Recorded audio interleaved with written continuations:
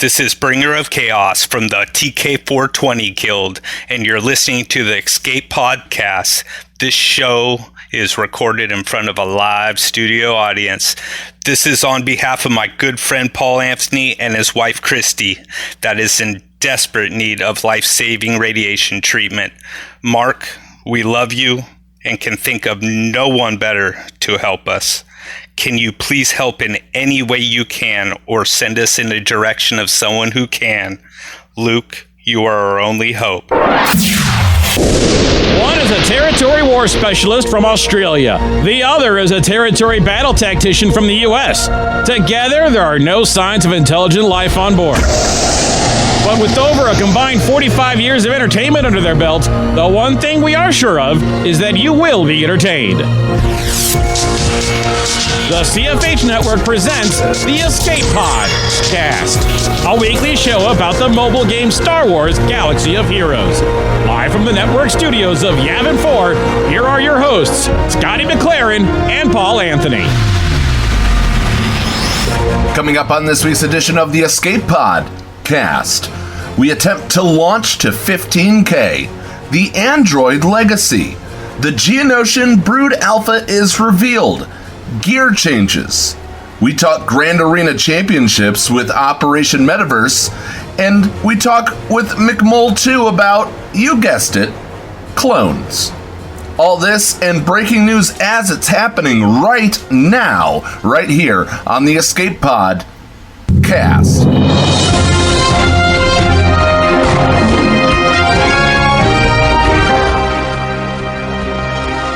Escape Podcast, breaking news. Oh yeah, and a big welcome to everybody back once again into the Escape Podcast for another week. And Paul, I tell you what, my friend, it is a huge week this week, man. We've got drops, we've got things happening. It's all happening in the game right now. I know, I feel like that little Ron Paul meme. It's happening. You know, so Scotty, where do you want to begin with this, man? I mean, there's so much that just happened on a Friday, right now, right before we went to air. Well, you know, big shout out to CG Crumb, should I say, for, announcing all of this. We'll get into it all shortly. But first things first, man, we got to start off the show the proper way. And the proper way is we got to get to 15K. We do have to get to 15K. Right now, as of this recording, it's at 12,435. I want to get it to 15K, so anybody that's listening, share what you can. Tap friends. Do what you can. Let's try to get this to 15K. You know, I'm willing to stop there, but I really that is the official number for all the bills. You know, if I was to get it bump it up any higher, 17.5 or something, that would only to cover the gas and all that stuff. I think I'm okay there, but let's just see what we could do about getting it to 15K. So reach out to your friends. Let's get this going. If you're listening live, if you're listening to this on YouTube, or you're listening to it on the podcast later, if we're not at 15K, do what you can. Let's see what you guys could do afterward, but I'm hoping at the end of this, I'll be like, woohoo, we're at 15K. So, let's get to the game. Totally, man, totally. We'll get into that in just a tick as well. But I also wanted to mention as well what's going on there at the very beginning of the show. Now, what happened at the very beginning of the show, you may have heard Bringer of Chaos actually bringing in the show for this week. And he was talking about how Luke is his only hope. Now, there was a thing that was actually started earlier in the week, and it was done by Bringer of Chaos, Paul, wasn't it? And no. Get Mark Hamill himself, wasn't it?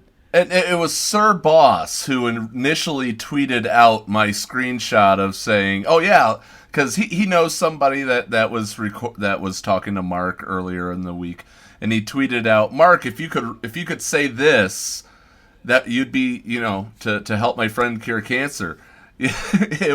And Mark replied. He replied, "Okay, I said it, but I and he called me out. I put an extra M in the word Hamill." Oh, brilliant stuff all over Twitter as well, which was great. But Carrie also tweeted to him too, didn't she? And she said that they'd be happy to pay the production costs or something. We don't know where this is at, guys, at the moment. But hey, I'd be happy to see Mark Hamill come on this very show. How cool would that be? Give us all a big thumbs up in the listener lounge if you are listening to this right now. If you want to hear Mark Hamill on this show, let's go. Let's go. We'll see what comes of it, buddy. I mean, I'm not holding my breath, but it would be the ultimate payoff. It really would. Wouldn't it just, my friend? Wouldn't it just? But anyway, let's get straight into the game and look with some of the breaking news which has happened. And man, I think we need to start off with the Geo Spy Kit changes. Man, he's actually had a bit of a change to his kit, hasn't he? Yeah, so instead of whenever an ally inflicts a negative status effect that the spy gains 70% turn meter, what happens is when they inflict a negative status effect during their own turn, the spy will gain 20% turn meter. Now, there is the possibility, if you are using the right abilities, that you gain 80% on the other turns.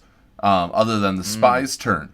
But at the same time, you know, it does stop a possible infinite loop from happening, and they noticed it right off the bat, so kudos to them. Absolutely, man. And this all comes back to all the beta testers that are out there. If you are a beta tester, congratulations to you for finding this one. Well done. This is what it's all about. Testing. And I'm glad that they found that. And yeah, can't wait for the Geo Spy. But man, we've got to talk about it. The Brood Alpha, man. We have to discuss him right now. Look, Carrie actually came on this show last week, and she spoke a little bit about the Brood Alpha. And man, oh man, what a character. He looks awesome. He's a dark side support character. He's a Geonosian. He's a separatist. And he's also a leader. And he's got some pretty cool mechanics going on here. He deals physical damage to the target enemy. He also dispels all buffs on them on a critical hit. And look out, Padme. It could be a very, very big counter for Padme. And a big shout out to the art department too for this. How cool does he look? He looks awesome. Yeah, I was speaking to Dojison on the while we were waiting for you to get in here, and he was talking about the his second special, conscription. He flies up into the air, double taps his shield, and poof, out comes the Geonosian brute, which I think's awesome. But yeah. Of all of these. Of all the abilities, the Queen's Will is what I love the Zeta so ability. Much. Yeah. So yeah, when he, when it happens, the Geonosian brood has 60% tenacity. All allies with the hive mind buff, while the brood's alive. It can't be dispelled or prevented. And when another ally is defeated, conscription goes down by 1. So does that include the Brood Alpha as well? So if the Alpha or if the Brute dies, then it gets him closer to bringing another one? I think so. Yeah. Yeah, it does. It certainly does look that way, doesn't it? And it's certainly the sort of character that I really cannot wait to have in my roster, man. I love the double tap. I love that he just comes in and that Queen's Will. It definitely needs a Zeta ability. But the Geonosian Brute, though, let's have a look at him. He deals physical damage to a target enemy. He also taunts. He also gets all allies to assist. And he's got 25% offense for each active Geonosian ally and 100% counter chance, which is awesome. And he can summon other characters too. I love this. This is pretty cool. And you know what? Man, I got to say that I'm really happy because earlier this week I got all my Geos to Gear 12. So, yeah, cannot wait. Cannot wait for this character, man. Really cannot wait.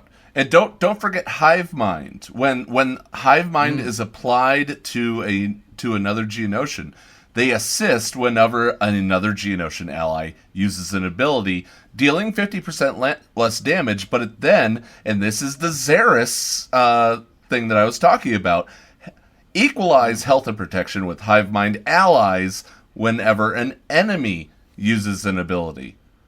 So Yeah. you're spreading the love around everywhere. Now I do see that as a possible liability with equalizing health and protection. I'm worried about them being a Grand Arena team for defense, or more. I'm sorry, a Grand Arena team for offense. For defense, I think that's where they're going to find their niche. No, I don't think so. I think they're going to be a very strong offensive option in Grand Arena and Territory War. But you're going to lose. Just for this. But think about this, Scotty. You're going to lose you're not going to get the full protection and the full health bonuses as well. That's what I'm worried about. Yeah, true. But having said that, I mean, like, if you pair, this character with the likes of Newt Gunray and other Separatists, maybe even B1 as well, wow, look out. I think that what we need to do is we need to just, we need to get this character and we need to do some testing on this, but I cannot wait, for this character. I think that it'll be a very good offensive team in Grand Arena and also Territory Wars, man. I cannot wait to play this character, and if I have to put it on defense in Yavin, I'll be very annoyed. but you're going to have to get him because you're in Yavin. And Yavin is all about the territory battles, and I want Wat Tambor, damn it, so you better get him. Oh, man, I will be getting him. Don't you worry about that. And I cannot wait to get him in my lineup as well. Has CG actually announced how we're going to get this guy yet, or not yet? What's the story? Not yet, and that's fine. I mean, it's are they going to just give him to us right away at the proper level? I'm thinking he's probably going to be marquee, but we won't know until next week. Yeah, no, we won't. But look, it does look like a cool character. I would not be surprised, guys, if we see this drop from early next week. If you're listening back to this show next week, well, we might already have him, and we might already know what's going on. So, but at the time of recording this show live, we didn't know. So, Admiral Kobe inside of our listener lounge right now says, could he be the first, chase character? That would be awesome. Well, yeah, he possibly could be. He most definitely could be. And as McMole says too, he just wants to watch things burn, and I'm happy with him too. Making burn some characters as well. I think he'll be a lot of fun. Padme teams, watch out on offense. I think that this will be a great character. Well, speaking of McMole and. Mate, I think we'll move on to the next part, and he's going to be on the show a little bit later on today. But at the time of recording this, at one stage, McMole was a game changer. And I wanted to cover this right now, and that is, of course, the update on the Star Wars Galaxy of Heroes Game Changer program. CG Eric came out earlier today, and look, a lot of the Game Changers have been discussing this quite a bit in their videos and also in their Patreon chats as well. Look, they're basically, to cut a long story short, the Game Changer program sounds to me like it's finished. And what's going to happen is that they'll continue to try and work with the Game Changers, but the Game Changers are now moving in a different direction. They're now covering other things and things like that, which is fine. They're happy with that. And what's going to happen is that they'll continue to update them, and they'll continue to let them know what's going on within the game. But as far as the Game Changer program is, it's officially done. And Cubs fan Hans said that a few times. Yeah, CG Eric says that Capital Games is discontinuing the SWAGO division of the Game Changer program. For those who listen to our show and are Game Changers or aspired to be Game Changers, don't let this get you down. No. We just had Carry On last week. You don't have to be a Game Changer to provide quality content. Now, according to, some of YouTube, maybe we're not providing quality content, but I digress.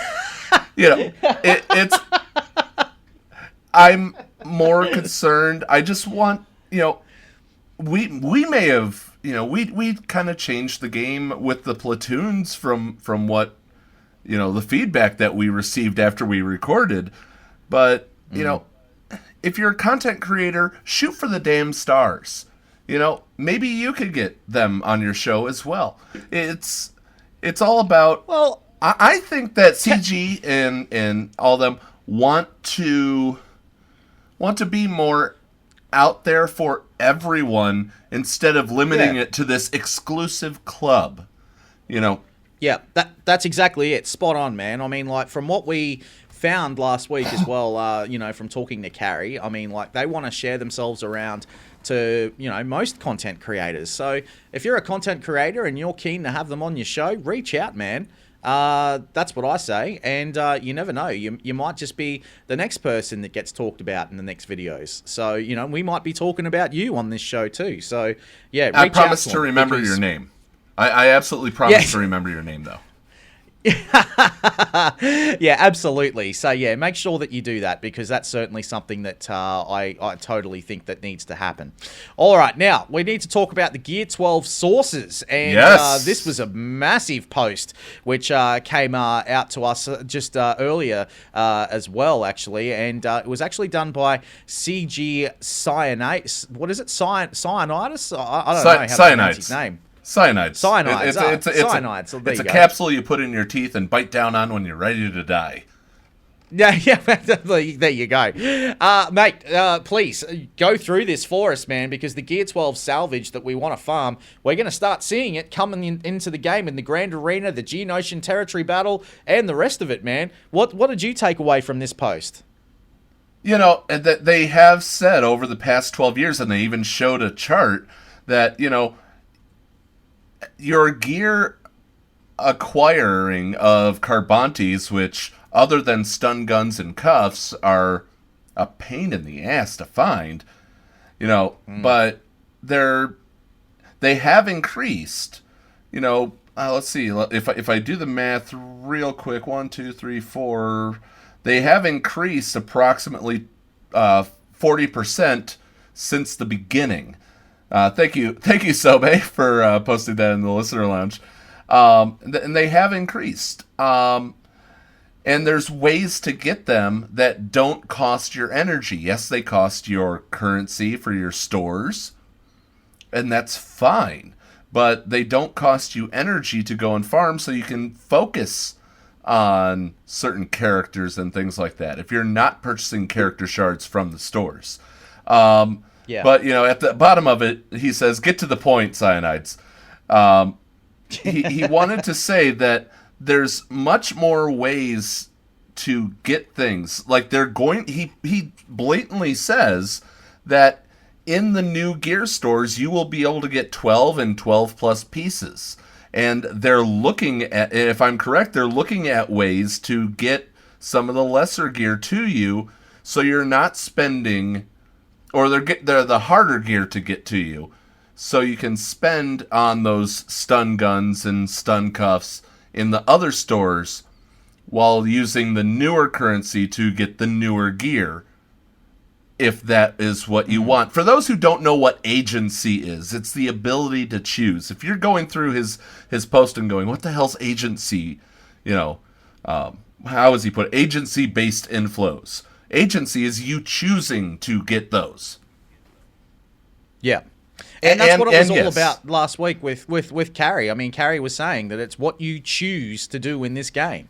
You choose to do. If you want to choose to farm your stun guns and your Carbantes and the like, that's what you're choosing to do. If you want to choose to upgrade Mother Talzin and Cup, that's what you're choosing to do. And it comes down to choices at the end of the day. Yeah, the other thing is them confirming the change of shipability materials challenge. You're going to be getting 2-3 times a week, so you get 6 Zetas a week. Okay.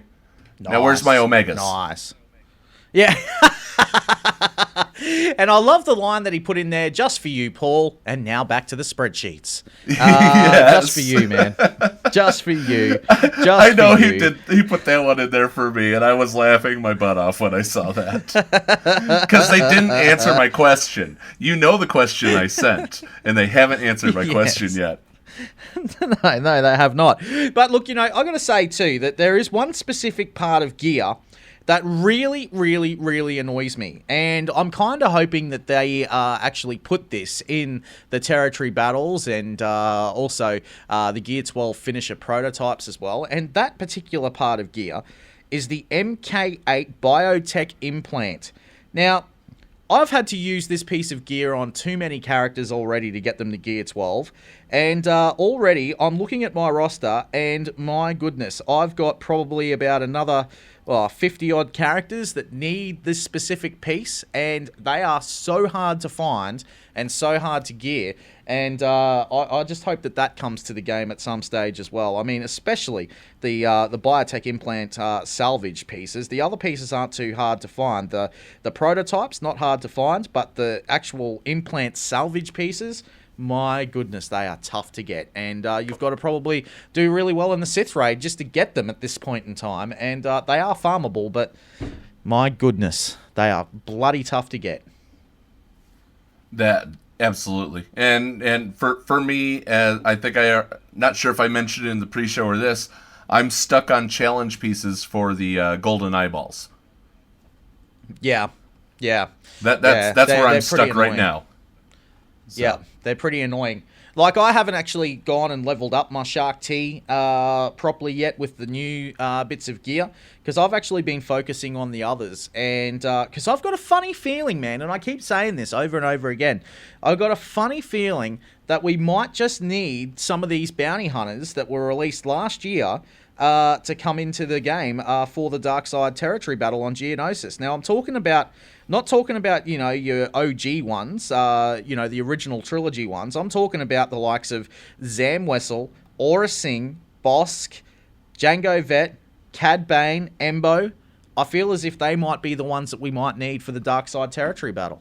I really think that you are going to need Django for the arena. I think Django in the arena is going to be a major piece. And who knows, when it comes down to the light side, if whenever we get to that point, I think you're going to need Shock T, and the reward for the arena with Shock T is going to be C3B1. Really? You reckon? No. I digress. I was going to say. But, look, just giving you a bit of an update, too, in my game at the moment. So they're the ones I'm focusing on right now, particularly Zam Wessel and Aura Singh. I've got Bosk, Boba, Dengar, Django, Cad Bane, and Embo. They're all at Gear 12. I'm nearly at Gear 12 with Zam, but again, she needs 2 of those MK8 biotech implants to get her up to Gear 12. And I've already put one on her as well, so that's 3 that she needed. And I'm stuck behind another one for Aura Singh as well. She needs one just to go up to Gear 11. So I don't know what she needs after that, but I know that I need to go to swgoh.gg to finish that one off. But anyway, I digress. Paul, my Separatists, man, they're all at Gear 12 except for Magna Guard. He's currently sitting at Gear 11. He's ready to go, though. The rest of them, Gear 12, man. I'm ready for Dark Side territory battle. Let's do this. All right. I'm absolutely glad that you're ready. And yes, I have been watching that little thing in the bottom of our guild chat. Every single morning I wake up is just as you're gearing up whatever you geared up that evening. And I'm going, oh, look, Scotty's got a Gear 11 Zam Wessel now. Awesome. Oh, yeah, absolutely. And, but that's where it's at for me at the moment, man. I've just been focus farming on that. And then after that, it's my clones that take priority. And then I'll work on Shark T. And I'll start moving towards the light side territory battle with the Galactic Republic Jedi as well. So, yeah, the Acklay, absolutely, McMole. I think that... we're going to need to have these characters ready to go for the Acklay, which will be 100% right. Paul? Yeah. So, we're on the drive to 15K. Let's see where we're at right now. Still sitting at the same thing, it looks like. Right. But, maybe we'll get to it later on. Maybe we'll get to it next week. I have a commercial coming up about that. But speaking about what's coming up, right right next, we have. I'm tongue-tied today, Scotty. Coming up next, we have Operation MetaVerse. Good old Maurice and T-Money sit down at the Hound Rollo table. Jesus Christ. The Hound's Tooth Rollo table. Take this, Scotty.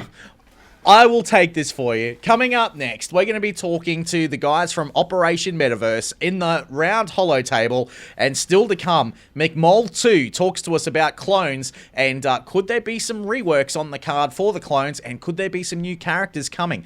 And also, what does McMole know about the Dark Side Territory battle? What are we going to need? Stick around. That's all coming up for you very, very soon on the Escape Pod Cast. Hi, this is Cyphermaster SB Crumb, and you're listening to the Escape Pod Cast. This show was recorded in front of a live studio audience.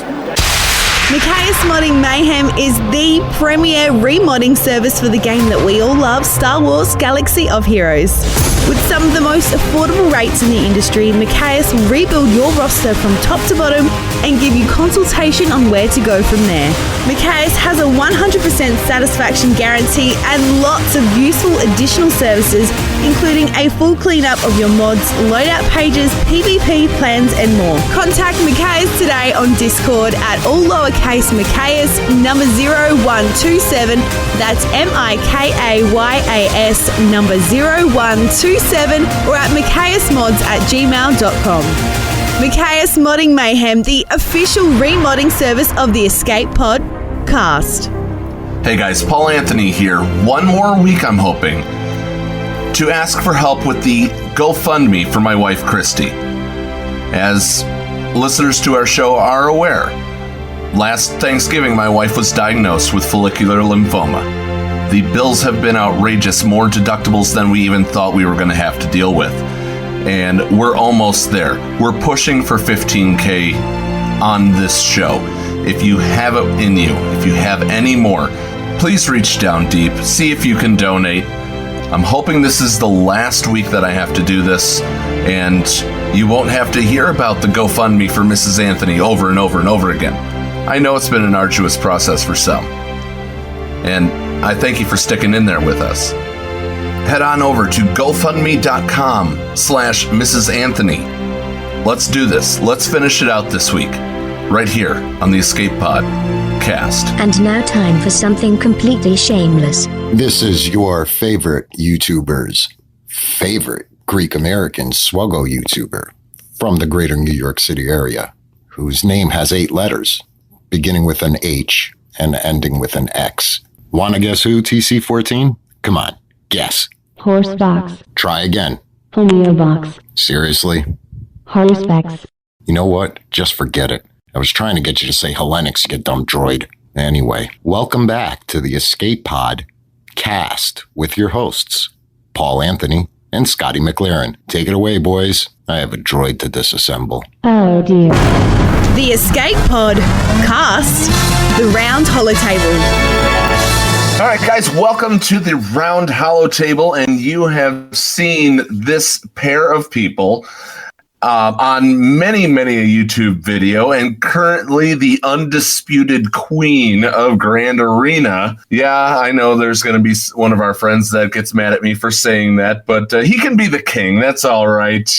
Ladies and gentlemen, T-Money and good old Maurice, we have on the round hollow table Operation MetaVerse. Guys, welcome. Thank you. How's it going? Oh, we are well. We are very well. And first things first, I want to start off by saying you guys were very, very kind to Paul during the week. I got to say, probably a little bit too kind.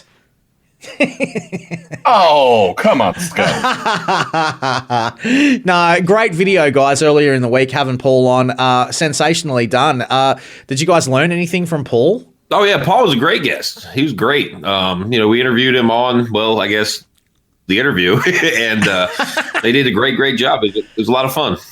Awesome. Interviewception, Scotty. It was interviewception. Yes, it was, man. Absolutely. But look, let's talk about Grand Arena because that's why we've got you guys here. And Grand Arena Championships is coming very, very soon. In fact, we're going to be seeing the new update coming on the 18th of this month for all of our Australian listeners. I'm sure that you'll know that that's the exact date that it's coming. So, look, T-Money, I'll start with you. You are the queen of Grand Arena. Are you looking forward to the championships? I prefer Overlord, but yes, I am definitely looking forward to them. Good old Maurice teases me about being very competitive, and my Canadian and feminine self, tries to hide it, but when it comes down to it, there will be kicking and or screaming when I lose eventually. So, but I'm looking very forward to it. This new framework that it's going to sit within is going to be a little bit more competitive and more challenging, and I think I'm ready for that now. Yeah, absolutely. How'd you guys go with the double drops, Maurice? How'd you go, man? I didn't really go a particular direction. I just kind of maybe hit what I'm currently farming a couple extra times. Like I finished up my Droideka. Maybe refresh. I did refresh Django every day to kind of help speed him along. Working on the Anakin Starfighter, I have a feeling that ship's going to be pretty important once we get the new capital ship. So I've been working on that a little bit. Nothing too crazy. I am pretty excited about the mod double drops that's coming up in a couple days. I will be storing up energy for that. That one I'm pretty excited about. Oh, yeah. I'm stoked, too, that we've got the double drops at the moment on the fleets, too, which is pretty good. I mean, I say this over and over again. I feel as if the fleets just continue to be undermined by a lot of players. And, if you can get the top of that shard, that's pretty much almost a Zeta a day. Keeps the Doctor away. So I reckon that you'll love that. Oh, yeah. And there's a lot of good stuff in the nodes, too. I mean, that's how you get your nest. That's how you can get Scion, a lot of these characters for these legendary Revan journeys. You get the B1 in there who is arguably required. He's going to be probably required for a multitude of things moving forward. So, I mean, there's a lot of good stuff to use that energy on in there. Absolutely. I couldn't agree more. Paul, and look, I know that you love the double drops, man, but how are you feeling about Grand Arena Championships, man? Because, you're the territory battle specialist. We'll see Geonosis come straight after, but how are you feeling about the territory battles? Because I'm pumped, man. This is my bread and butter. Well, you mean the Grand Arena Championship, but yes, I'm actually interested to see what this is and go more in depth, because they're saying that not only are you going to be going for, who beat who 2 out of 3 times and all that.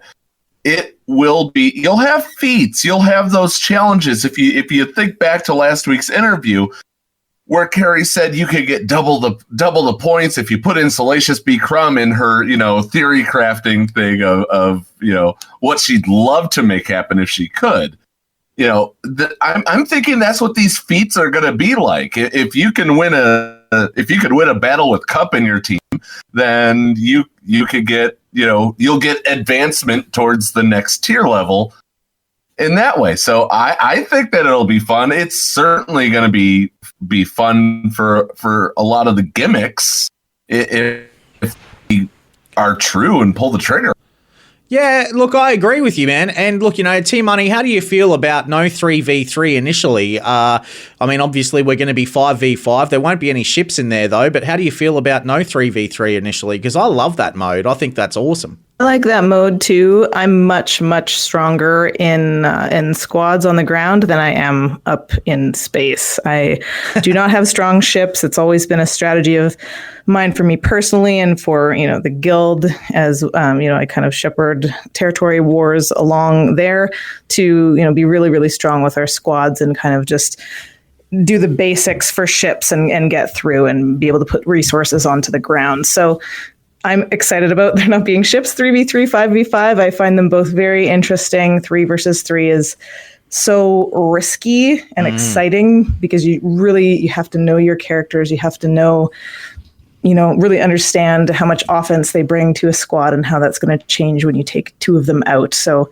it's, I really like that mode. Yeah, me too. If love you that. listen, and Scotty, if you listen really softly, you can hear T-Money, the character whisperer.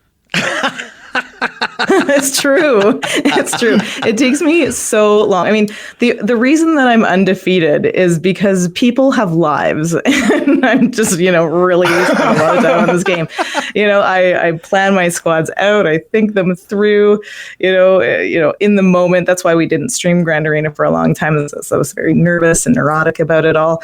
And it's done me well, but I think that as rewards go up, as the excitement goes up around this game mode, there's going to be a lot of people, perhaps spending more time, or I'm just going to be bumping into those people who are spending more time and, loving this game mode a little bit more. Yeah, totally. I think it's absolutely going to be more about the record and how you've been doing and your scores and things like that, and what they're going to match you up on.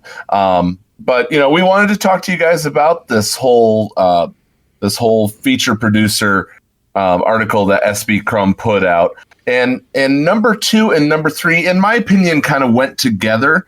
That players are going to get a set of rewards that are better fit for their life cycle needs, and they basically said, the consisting of crystals and a set amount of gear. And in the whole divisions. And then number 3, it says players should never feel incentivized to tank their GP before or during a championship. So fluffy roster like me actually gets better rewards even if I lose, if I'm reading this right. Maurice, what do you think about that? And mute there, buddy. Sorry, I was on push talk. Yeah. I'm not sure. I mean, we have to see, but I'm not sure if let's say I am right on the fringe of 5 million. I'm not sure if I graduate to the 5 million tier and I don't do well. I don't know if that will, be better rewards than getting very high in the previous. I hope so. Because one could say that maybe perhaps I'm guilty of tanking my roster a little bit. I don't have mods on characters I just don't use. Like, I don't have mods on Mob Enforcer. I don't have mods on the Ewoks. I don't have mods on these characters, because I'm not going to use them anyway, so I don't mod them. It would actually be very, very nice to have that storage back. Like if what you're implying, if even the last place in the 5 million GP is very comparable to a very high ranking in the tier below it, then there would be no more of the tanking of GP whatsoever.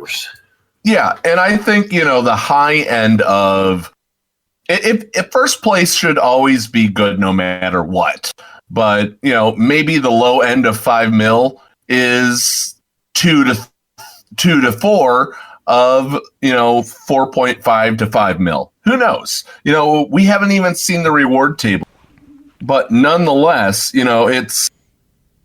it for me, being a territory battle officer, I'm going to welcome these fluffy numbers. I really am. Yeah, you will. But, but for me, like, I agree with you, on that, though, especially when it comes to, the tanking. But I don't tank my characters, man. Like, I enjoy Grand Arena and I enjoy Territory Wars. And sometimes, I just feel like, hey, I wonder if, Cup could win this battle.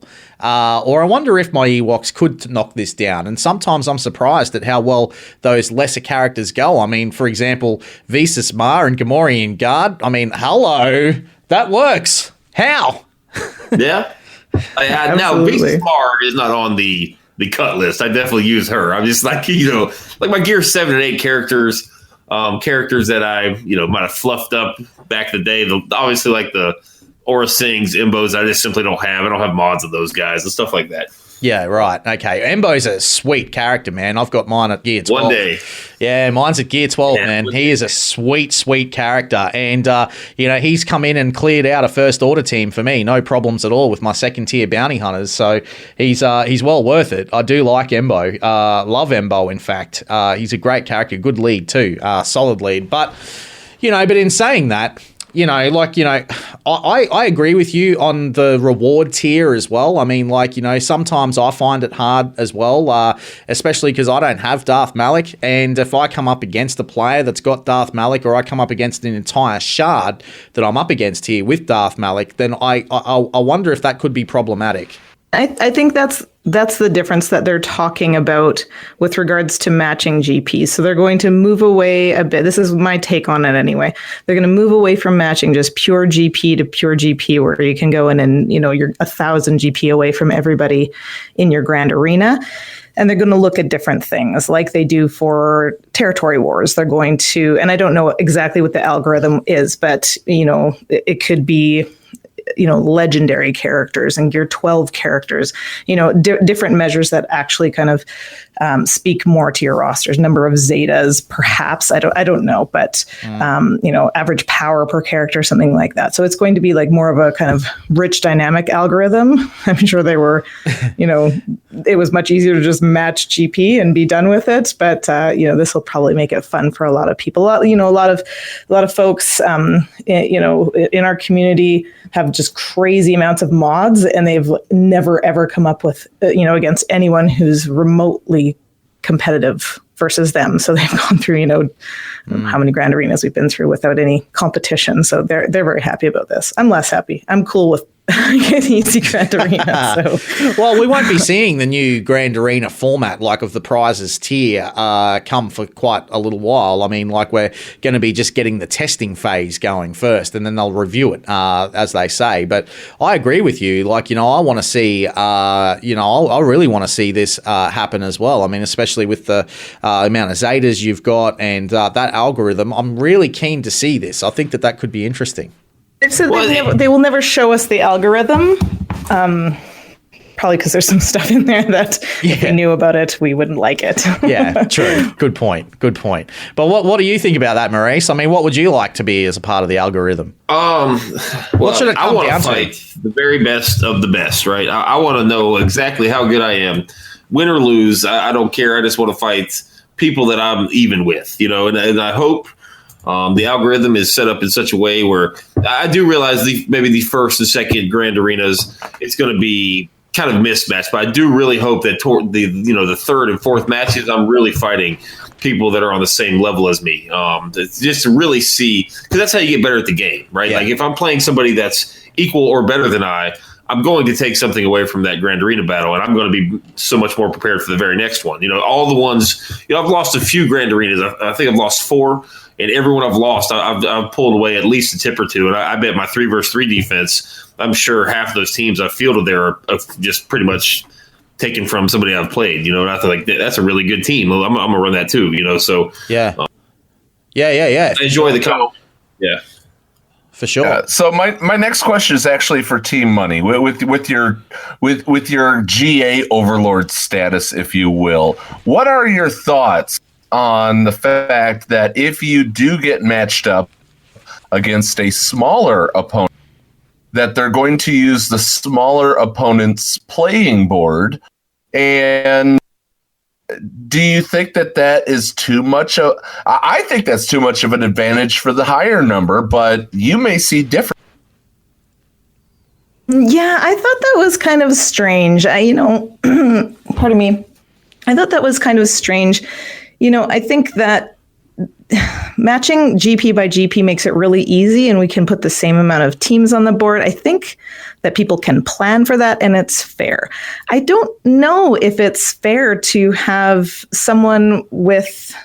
I don't know. I mean, I think what it might be is that if someone has, for instance, you know, fluff, so they have a lot of 7-star characters at Gear 8 and 9, and that's kind of inflating their GP to a point where they don't actually have a lot of usable characters in there. Their usable characters are maybe, say, 50. They might get matched up against someone with 50 characters that are also usable, but maybe they have a GP of 200 million lower than them or something. So then, you know, that makes sense if they're considered to be on an even playing field, that they would go to the lower GP, you know, number of teams. That makes sense. I'm guessing that it's not an advantage to the higher GP player, or the more dense roster, because that's what they're trying to fix. So I found that a little bit strange, but I think that's what they're trying to do. It's just basically if you have a GP of 4.5 million, but in actuality, it matches really well with 3.9 million, then you guys are going to both put 7 teams on the board or whatever it is.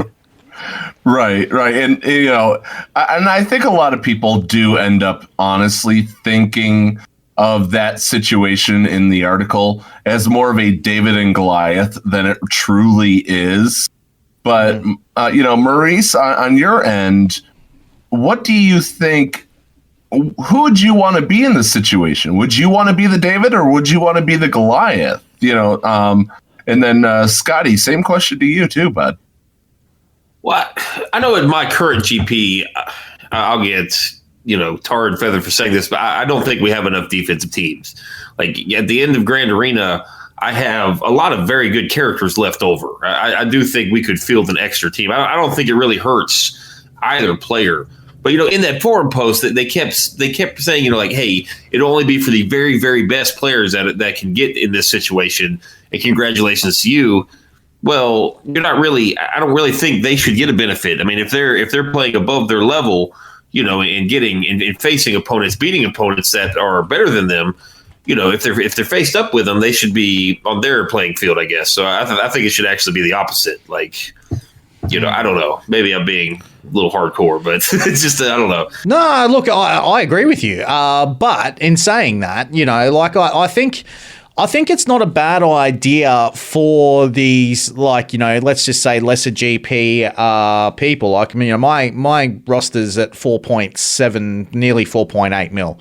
And if I was to go head to head with, say, a 3.9 million player or a 4.1 million player, let's just say, I wouldn't mind that. And, for the simple fact that they then know, okay, so this is what I need then to get myself ahead. Not saying that I'm going to win, but, I might even make some mistakes myself. So, who knows? I feel that it could be an interesting feat to do that. Certain players might go, so that's how the Scoundrel team works. So that's how, Carthanasi works. Okay, so maybe I might gear him up. So in a way, it could help those players in a way as well, I feel. I think that's not a bad idea. I say I need to add one more thing because I think I was wrong and completely misunderstood what the point of that was.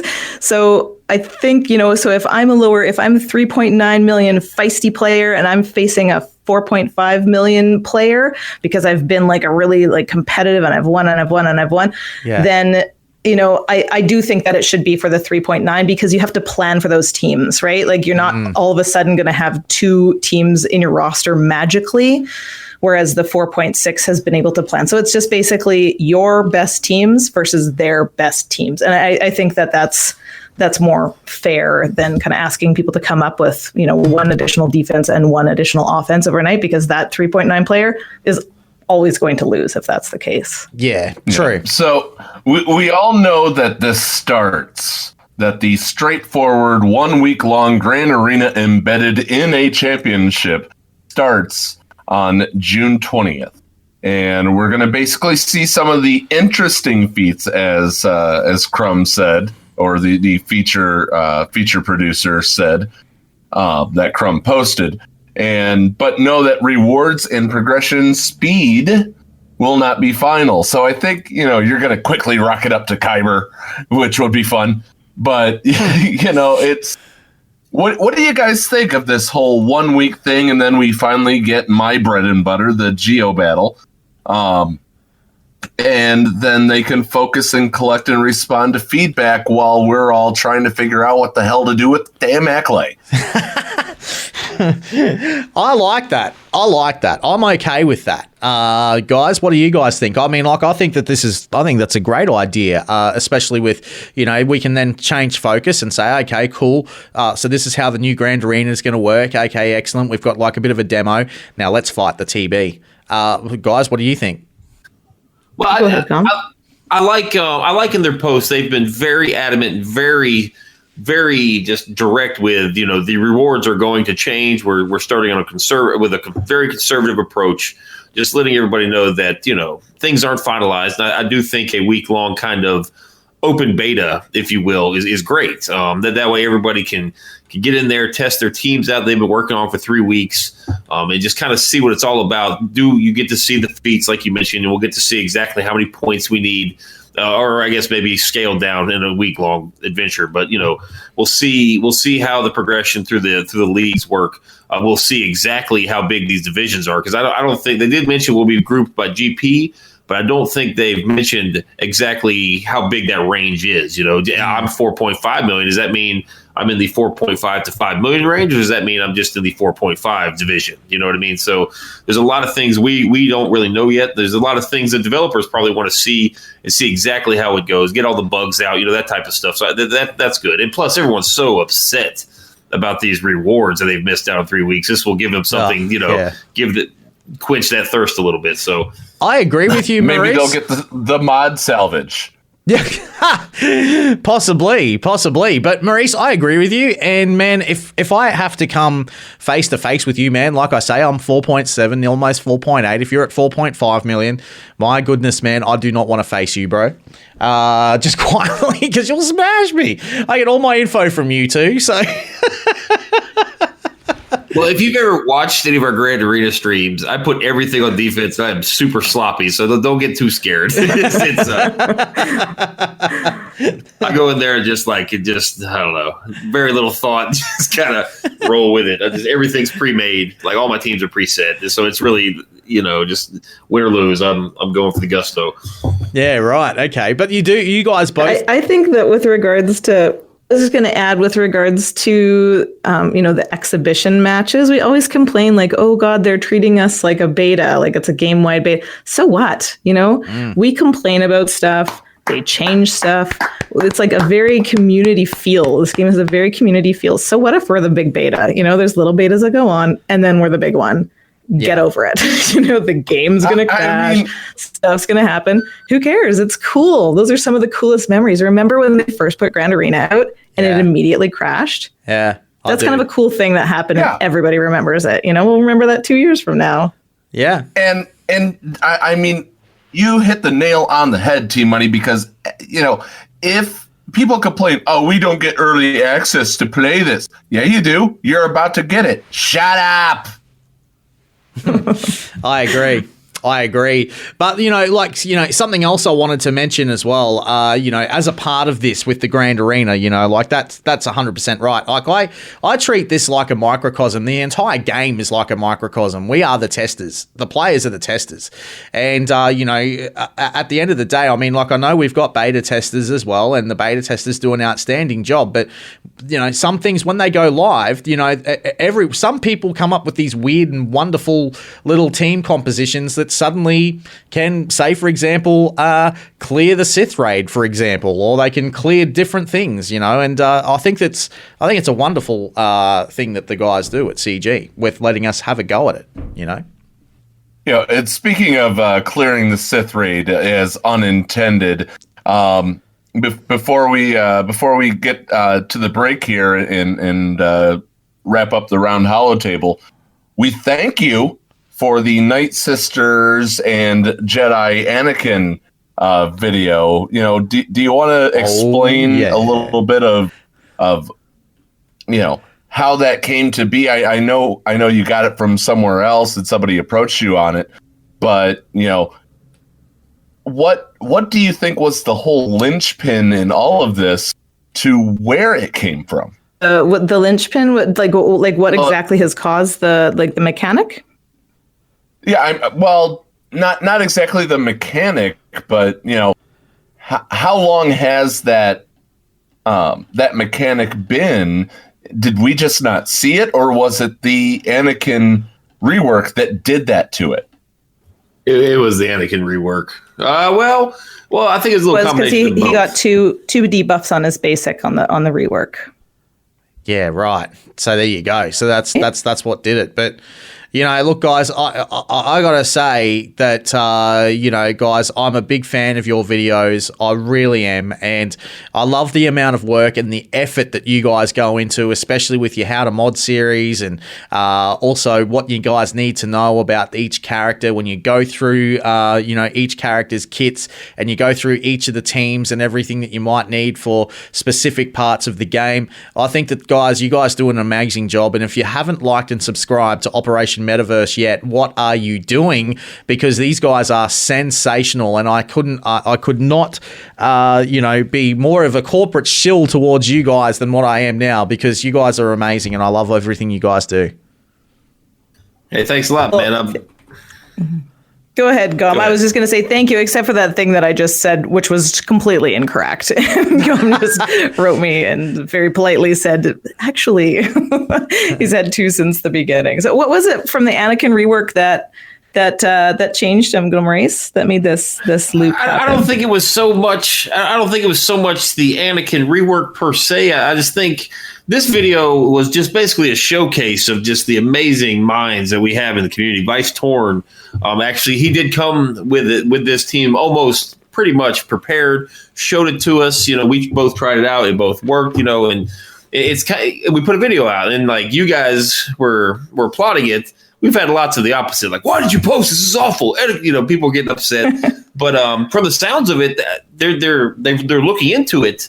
But, maybe they're not taking such a, knee-jerk response to it, because they know that maybe perhaps Gear 13 is going to break the raid anyway. So this team is, the least of their, you know what I mean? Like, there's so many new mechanics. I mean, you're going to have characters with 90, 100,000 health, potentially coming into the raid now. I don't think this team is going to be the worst thing we see in the next month or so. So because this team isn't about health, it's not about mods, it's not about anything. It's just about someone. It's my favorite thing about this game. It's about someone seeing a simple solution that's right in front of all of our noses and right in most of our rosters, and we're just there's this belief that there's not a team waiting to be discovered there, so we don't look for it. And then there's some people who do, and I love that so much. Yeah, I agree. Yeah, that's exactly what I was looking for. Go ahead, Scotty. No, I was just going to say I agree with that, and big thank you for that as well, guys. Like, I haven't had a chance to try the team yet myself, but I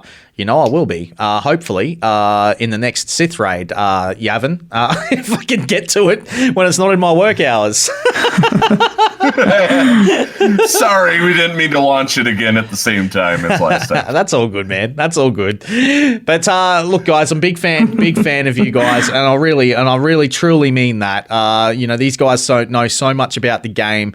The amount of knowledge that goes into it from the both of these guys is sensational, and I love the fact that we've got Canadians too. So hey, just say yeah, I'm there. Hey, thank you guys. Yeah, thank you guys. You guys haven't been around too long yet, but you guys have come on strong. I mean, I love your podcast. I've been listening to it, probably for the last 2 months. So it's been great content every single week. So you guys keep it up, and thank you as well. So thanks, man. Means a lot. Well, I'll slap on the glasses and come back on again for you guys sometime if you'll ever have me. Corporate chills all around. Hey, I think we were blessed with the Paul Anthony face reveal from what I hear. So yes, we were. People have seen me before on some of them, but you guys got the first one of me actually in the glasses because I couldn't see anything yesterday.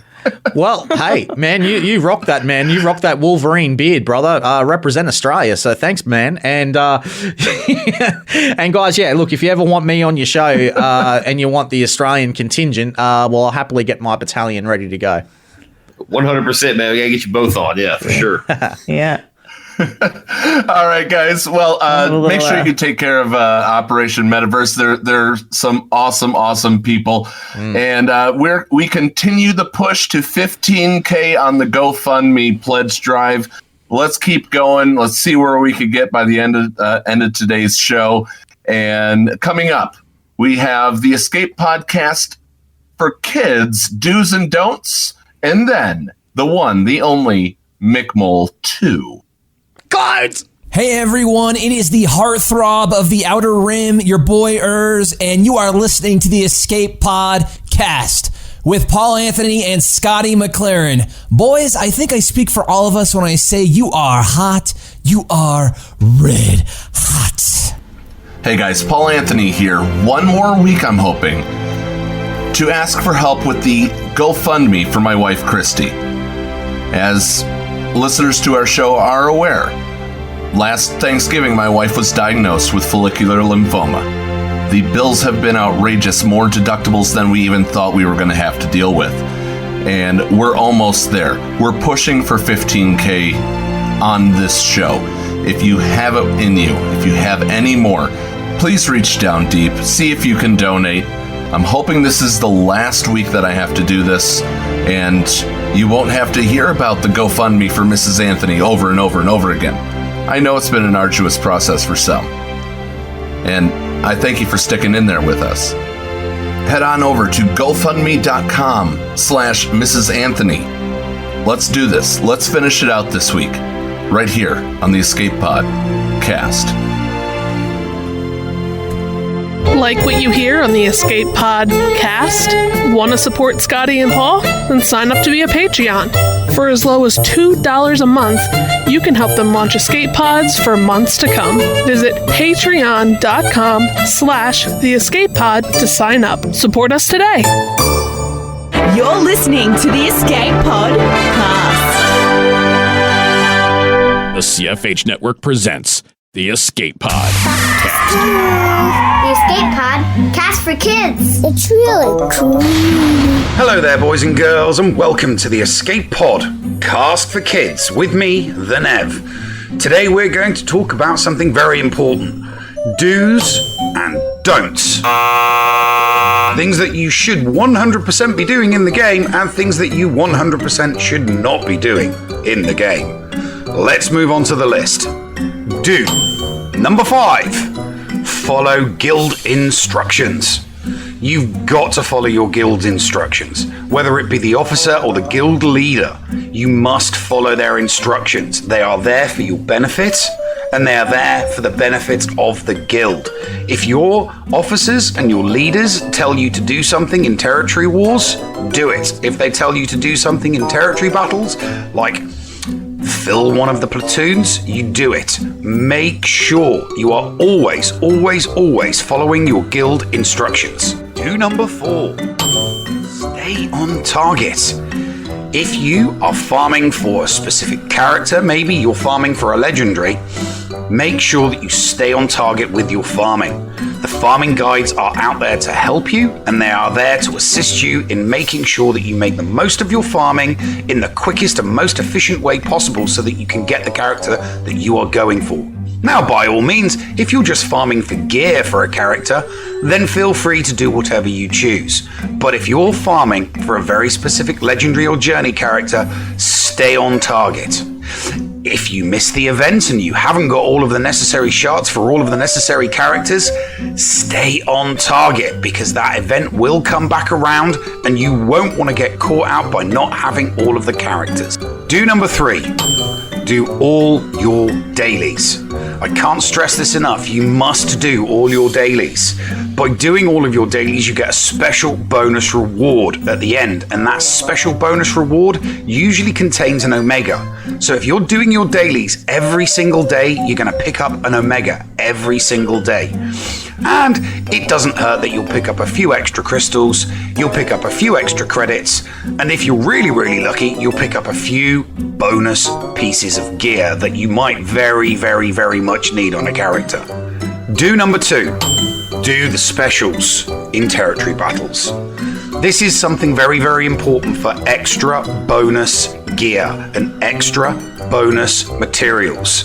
If you do the specials in territory battle, you are going to receive either shards or GET currency, and that GET currency allows you to buy extra gear and it allows you to buy extra shards. So it is really important that you do the specials in TB. The more in your guild that do specials, the more extra GET currency you will receive, and the more GET currency you receive, the more gear you can buy. Do number 1, and probably the most important do of all of them, get your 600 tickets in. You have got to get your 600 tickets in. There is a level cap on how many tickets a guild can receive every single day, and it's 30,000. Now, if you're getting 30,000 every single day, your guild will be able to participate in more raids during the week. So it is very important that you get your 600 tickets in every single day. Failure to get your 600 tickets in every day might actually get you kicked from a guild, so it's a very, very important do. Let's move on to don'ts. Don't number 5. Do not forget to set your defense in GA, which is obviously now GAC. Failure to set your defense in GAC will mean the AI will automatically set your defense, and they will use the best characters in your roster. So if you fail to set a defense, when you go for offense, you'll find that you won't be able to use any of your best tunes in offense. So be sure to set your defense in GAC. Number 4, don't forget to check quests. Every single day, this game has something to offer you, and a lot of the time, what it's offering you is some small to medium quest. It might even be an Omega battle. It could be a ground war, but you've got to check your quests because you might not necessarily always get that notification in the top right of your screen. So always check for quests, because quests are where you'll pick up extra credits, extra gear, and you will also pick up a considerable number of mods. So be sure to check your quests every single day. Don't number 3. Don't do your arena battles outside the 1 hour before payout. The reason why I'm throwing this in here as a don't is if you do your 5 arena battles, whether they be fleet or squad arena, 3 or 4 hours before your payout, you could find yourself slapped back to a position you don't want to be in that isn't as fruitful with the rewards. So make sure to do your arena battles 1 hour before the payouts. Don't number 2. Don't forget to join territory wars. If you forget to set a defense or if you forget to do offense, that's fine. That's you missing out on rewards. But if you forget to join the territory war prior to everybody going into it, it will lessen the rewards for the entire guild. The rewards for territory wars are based on a guild GP threshold. The higher the amount of guild GP in the territory wars, the better the rewards for every single individual guild member will be. So don't forget to join territory wars. The last thing you want to do is be the person responsible for your guild only receiving 1 Zeta instead of 2. Don't number 1, and without a doubt, the most important don't do ever in the game. Do not load the turn meter in territory wars. When you are in a battle in territory wars, if it looks like you're going to lose, retreat, pull out of the battle. It doesn't matter how you do it, you must leave the battle. The last thing you want to do is lose the battle and preload the turn meter. And what I mean by that is if you lose and don't take out any of your opposition, the next guild member to take on that battle is going to face a barrage of attacks from their opponent, because what you did when you left the game, having not taken anybody out, is you loaded the turn meter. Make sure you do not load the turn meter. That's all for me this week. Thank you for joining me for Storytime with the Nev on the Escape Pod, Cast for Kids. This is Cubs Fan Han, and you're listening to the Escape Podcast. Micaeus Modding Mayhem is the premier remodding service for the game that we all love, Star Wars Galaxy of Heroes. With some of the most affordable rates in the industry, Micaeus will rebuild your roster from top to bottom and give you consultation on where to go from there.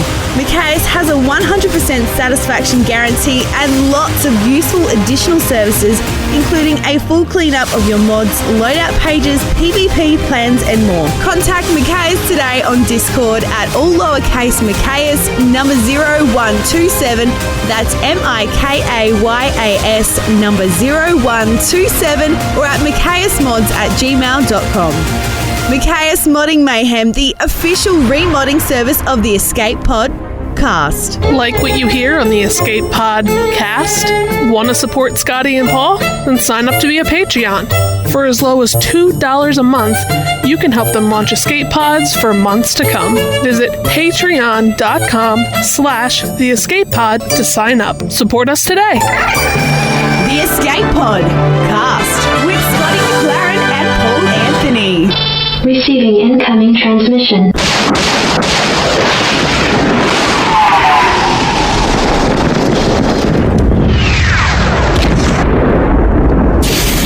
Receiving incoming transmission.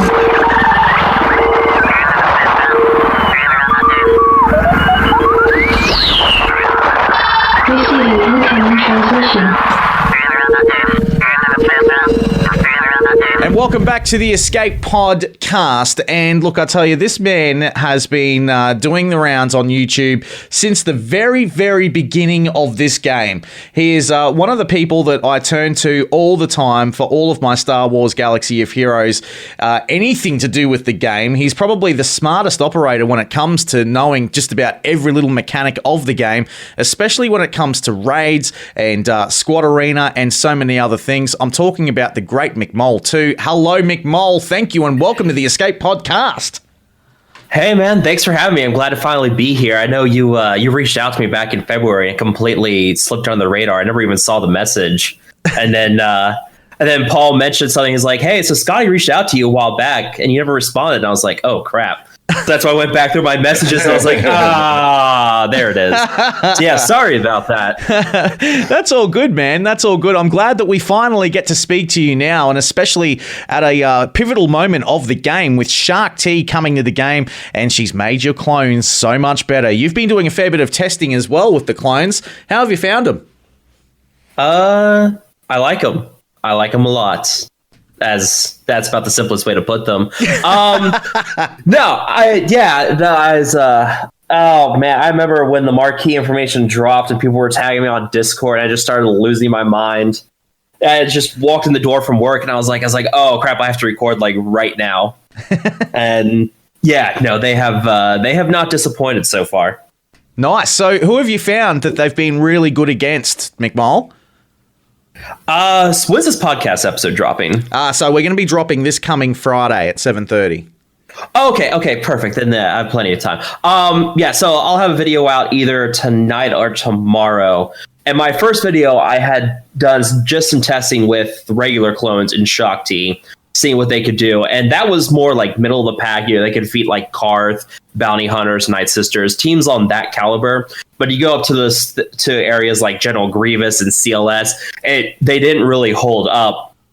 And then NVR 24, huh? I was just feeling bad for you. Yeah, well, unless you got some good news. Well, it gets better. So NVR 24 from the YouTube channel SWGOH University reached out to me, and he said, "Hey, I've been defeating some CLS squads if I throw Xeris in." And I was like, "Oh, of course, because Xeris is the answer to everything." But with a massive health, with the massive health boost that you get with Shock T and her leadership with the clones and everything, you throw in Xeris and she's healing back everything on critical hits. Fives is tanking everything, and it was fun watching times where Fives would he would get triple tapped from Han and Chewie, and I would actually see his health increase instead of decrease because of Xeris working her magic. So yeah, once you throw in Xeris, as long as there's no C-3PO available on the CLS team, you'll run right over them. If C-3PO is in there, it's a whole lot harder. It's pretty much impossible. His exposes and everything. Xeris just can't keep up. But if there's no C-3PO there, I tried out against Old Ben, R2-D2, Chase. I tried a bunch of CLS comps. And as long as C-3PO isn't there and you have Xeris on your clone squad, you'll be able to defeat that CLS squad pretty easily. And then the same thing rolls. Go ahead. I was going to ask you what do you think the biggest, baddest hombre in the jail yard, that you've walked up to and smacked in the mouth with Shock T?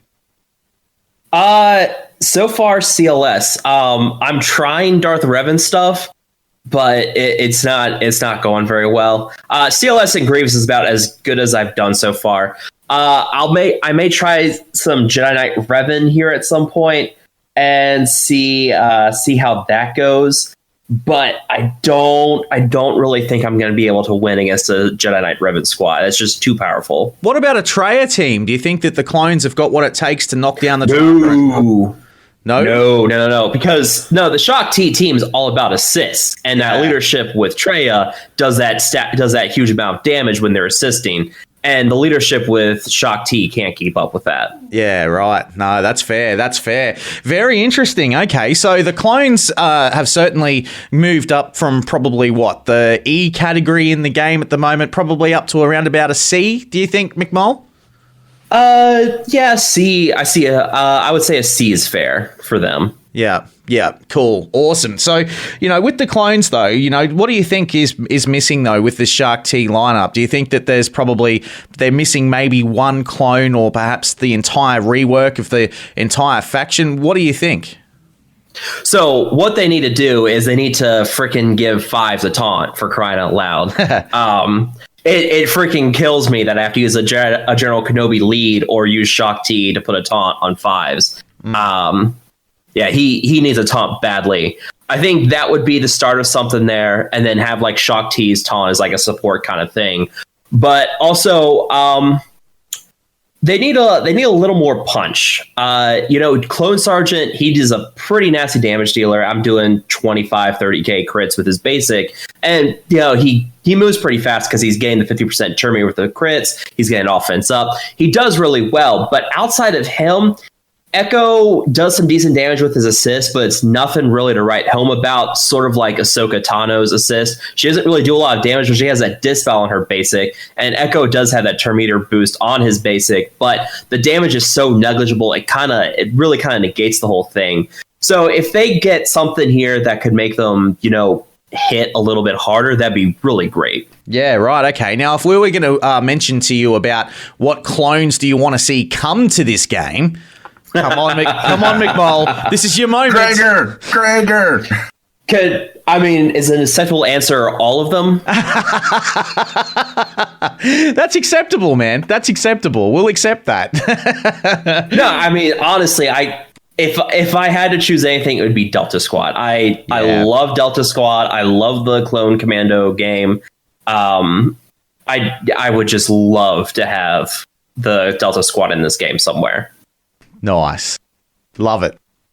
What about you guys? Well, for me, I'm really keen to see, like what you say, the Delta Squad would be unreal. I wouldn't mind seeing Gregor in the game either, but the other clones that I'd love to see though, I'd love to see the Clone Sergeant actually turn to heavy.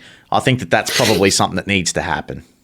Yeah, that's someone actually commented on my Shock T video about that. I was like, hey, wouldn't it be really awesome if, Clone Sergeant got a complete rework and at the same time they changed him to heavy? And I was like, sure. Why not? Yeah. I've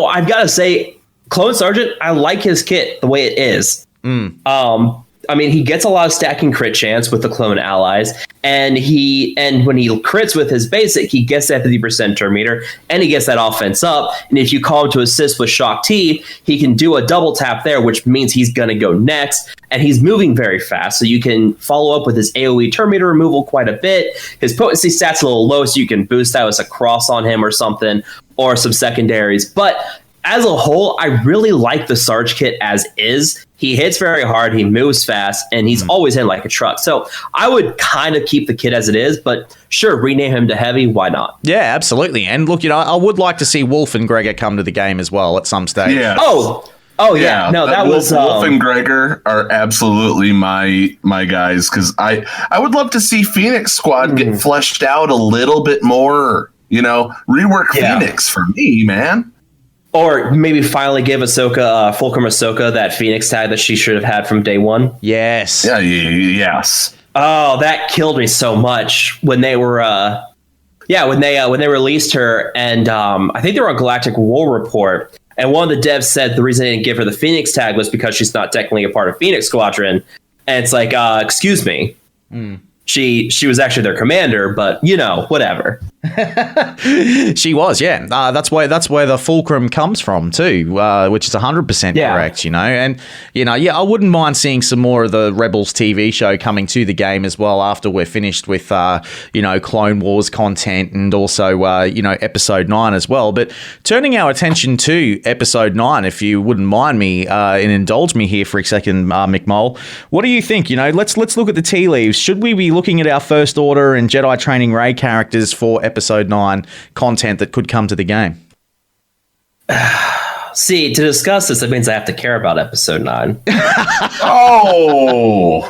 Yeah, I'm sorry. Last Jedi, it's really hard for me to care about Episode 9 after the travesty that was Last Jedi. I don't know what you guys think about Last Jedi, but I've been very public in my belief that I really did not like that movie. But for the sake of discussing Episode 9, yeah, First Order is in need of some characters. And I think that now would be a good time to get those First Order characters we've been desperately waiting on. Absolutely. I agree. I'm actually in that same boat. I think Hux is coming. McBall, it's funny you should talk about Episode 8 the way that you do because, I'm going to publicly say it as well. I mean, I know Paul's a fan of it, but for me, Paul, we've had long discussions and we agree to disagree. But I'm with McBall on this one, man. I did not like Episode 8. I'm not trying to baptize you in the waters of the casino planet. What I'm trying to do is tell you, if you are a Star Wars fan, you're always going to, in the original run of them, you're always going to hate the middle one because it leaves so much open. Look at Clone Wars. Queen Amidala, she is your queen. You finally have her. What episode is that? 2. Yeah. Okay. All right. I mean, I like the prequels. I liked all the prequel movies, but I was also 10 years old at the time, so Dude, it was a weird shock, learning one day how everybody hated Jar Jar, and I was like, really? I thought it was a funny little cynical or whimsical character, and then I learned the internet hates Jar Jar. And I was very sad. Yeah. I mean, that all started back in the 90s, man. I was 18 when that came out, the prequel. So yeah, I can totally understand all of that Jar Jar hate. But speaking of which, let's go back to the Clone Wars if we can, McMole. And yes, please. Let's just talk about the Clone Wars all day. I would love to talk about nothing about the Clone Wars. Do you think? Have you guys heard about clones? You guys know I like clones. I really love clones. We actually have a drinking. I could only. I got to tell you this. I truly believe that McMole goes around in a suit with a DVD case of the Clone Wars, and he walks up to every door, knocks on the door. Have you heard about the Clone Wars? Oh yeah, like those who are the Jehovah's Witness? Yeah, Jehovah's Witnesses, and hi, the Storm and Mormon right here. We're guilty too. But don't tempt me. I'm gonna do now. I'm gonna have to find a clone helmet that I can put on for recording videos talking about the clone troopers. I've got a Chewie mask. Yeah, I've got a Chewie mask for when Chewbacca came out of the Legendary event. I had that for a couple of videos, and now that clones are good again, I have to use a clone helmet, I guess. So I've got to find one on Amazon now that I can wear. That Chewbacca mask is hilarious, by the way, man. That is so funny. Great. Yeah, it's sitting on a shelf behind me. It's obviously made for kids because it hurts to keep it on for more than 2 or 3 minutes at a time. It's very cramped. Yeah, I've got a Vader one too. It's got the voice changing thing in it. But that's about as good as you would expect it to be. So yeah, nice. So look, we're getting back to this, and look, last week on this show, Carrie was talking about the Acklay as we get into the territory battles. Now, McMole, what do you think's going to be needed to take down the Acklay? What have you thought about this? So if I'm reading it correctly, that's going to be the mission that gives us Wat Tambor shards. Yes, I think so. Okay, so then we would have to use. I'm not so sure. I think it's going to be a regular mission that gives us Wat Tambor shards. and there's going to be. I think that it's going to be tied into Guild Event Currency 2, Electric Boogaloo. Oh God.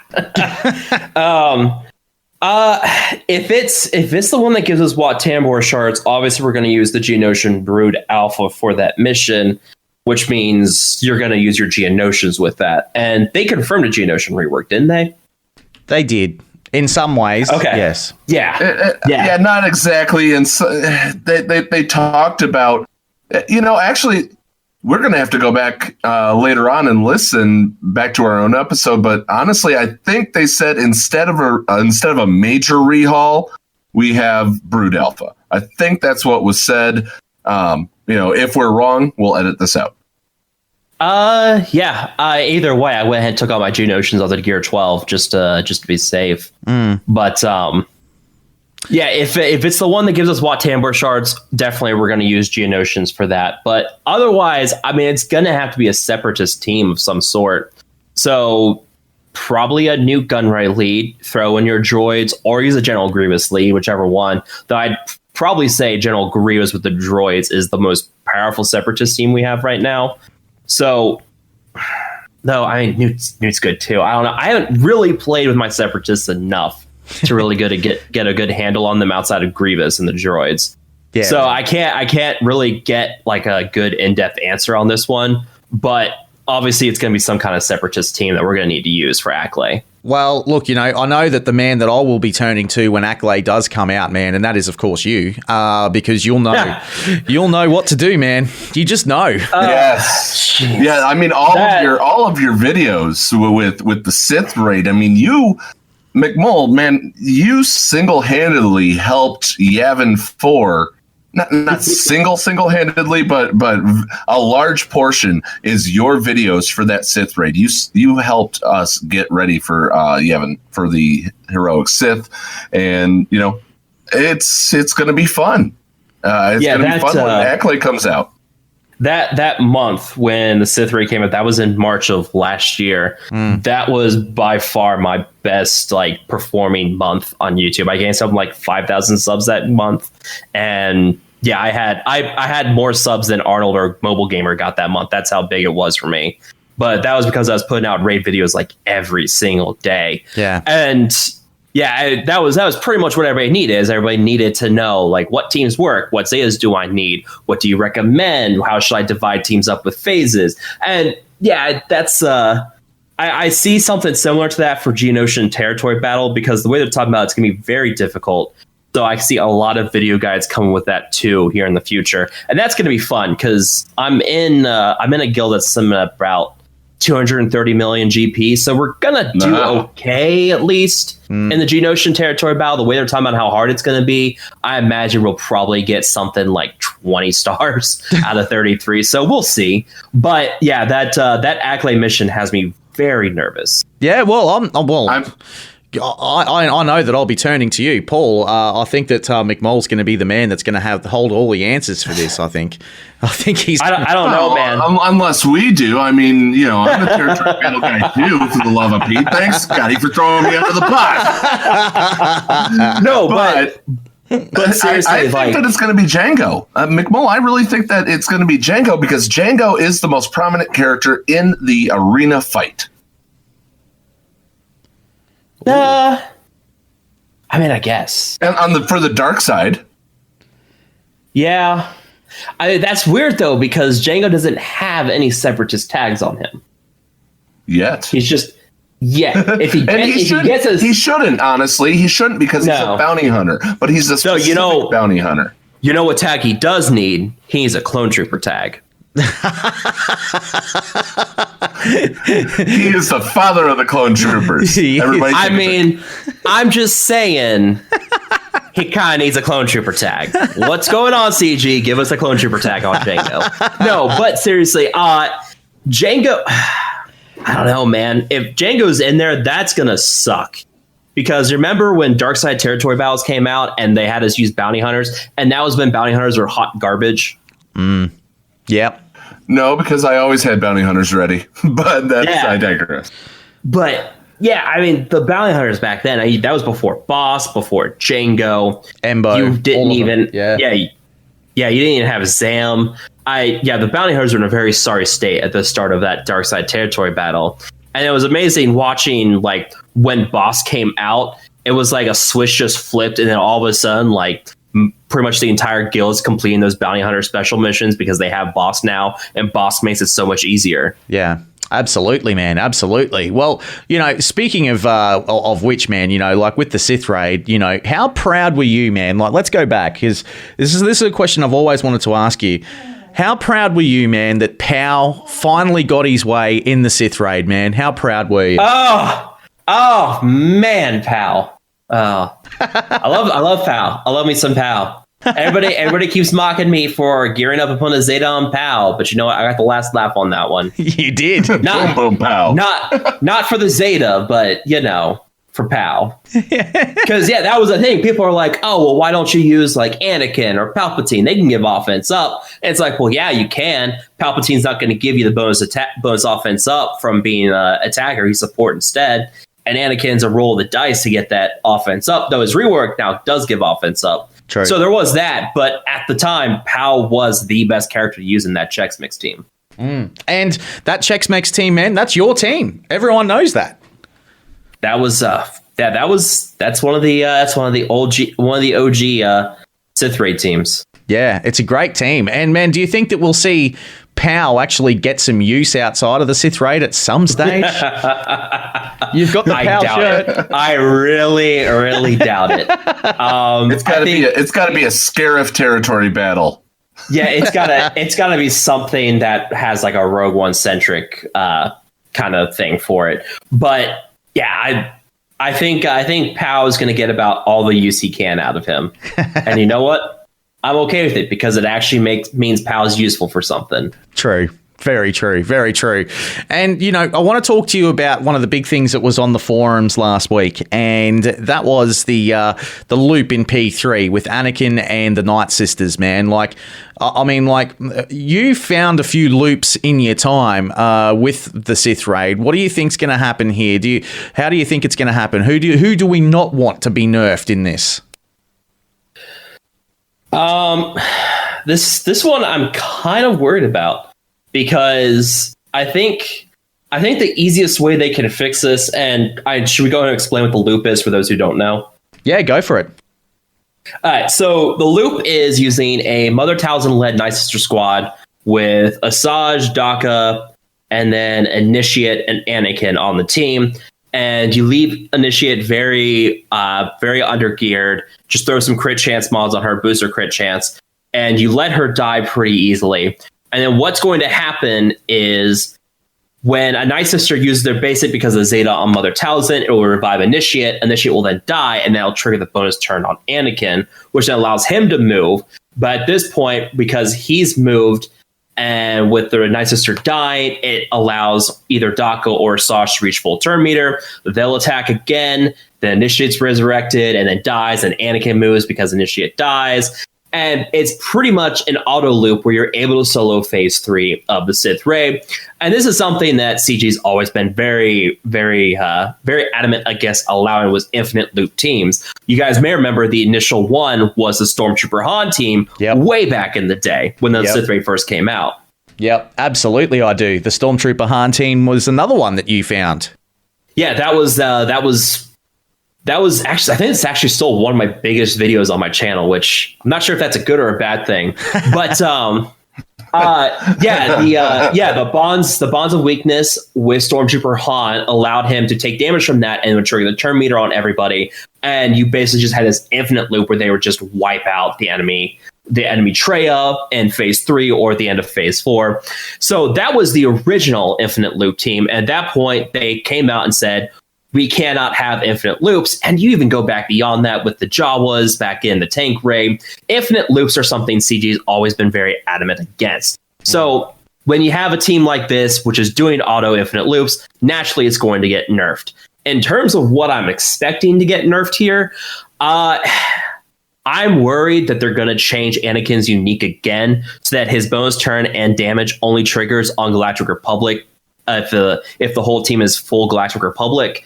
What I would hope they do is make it so that it's every other Night Sister basic that triggers the revive on Mother Talzin. So then what would happen is Asajj would attack, revive Initiate dies, Anakin moves, but then a Daka would move, but Initiate wouldn't revive then. I think that's probably the best way they can handle this.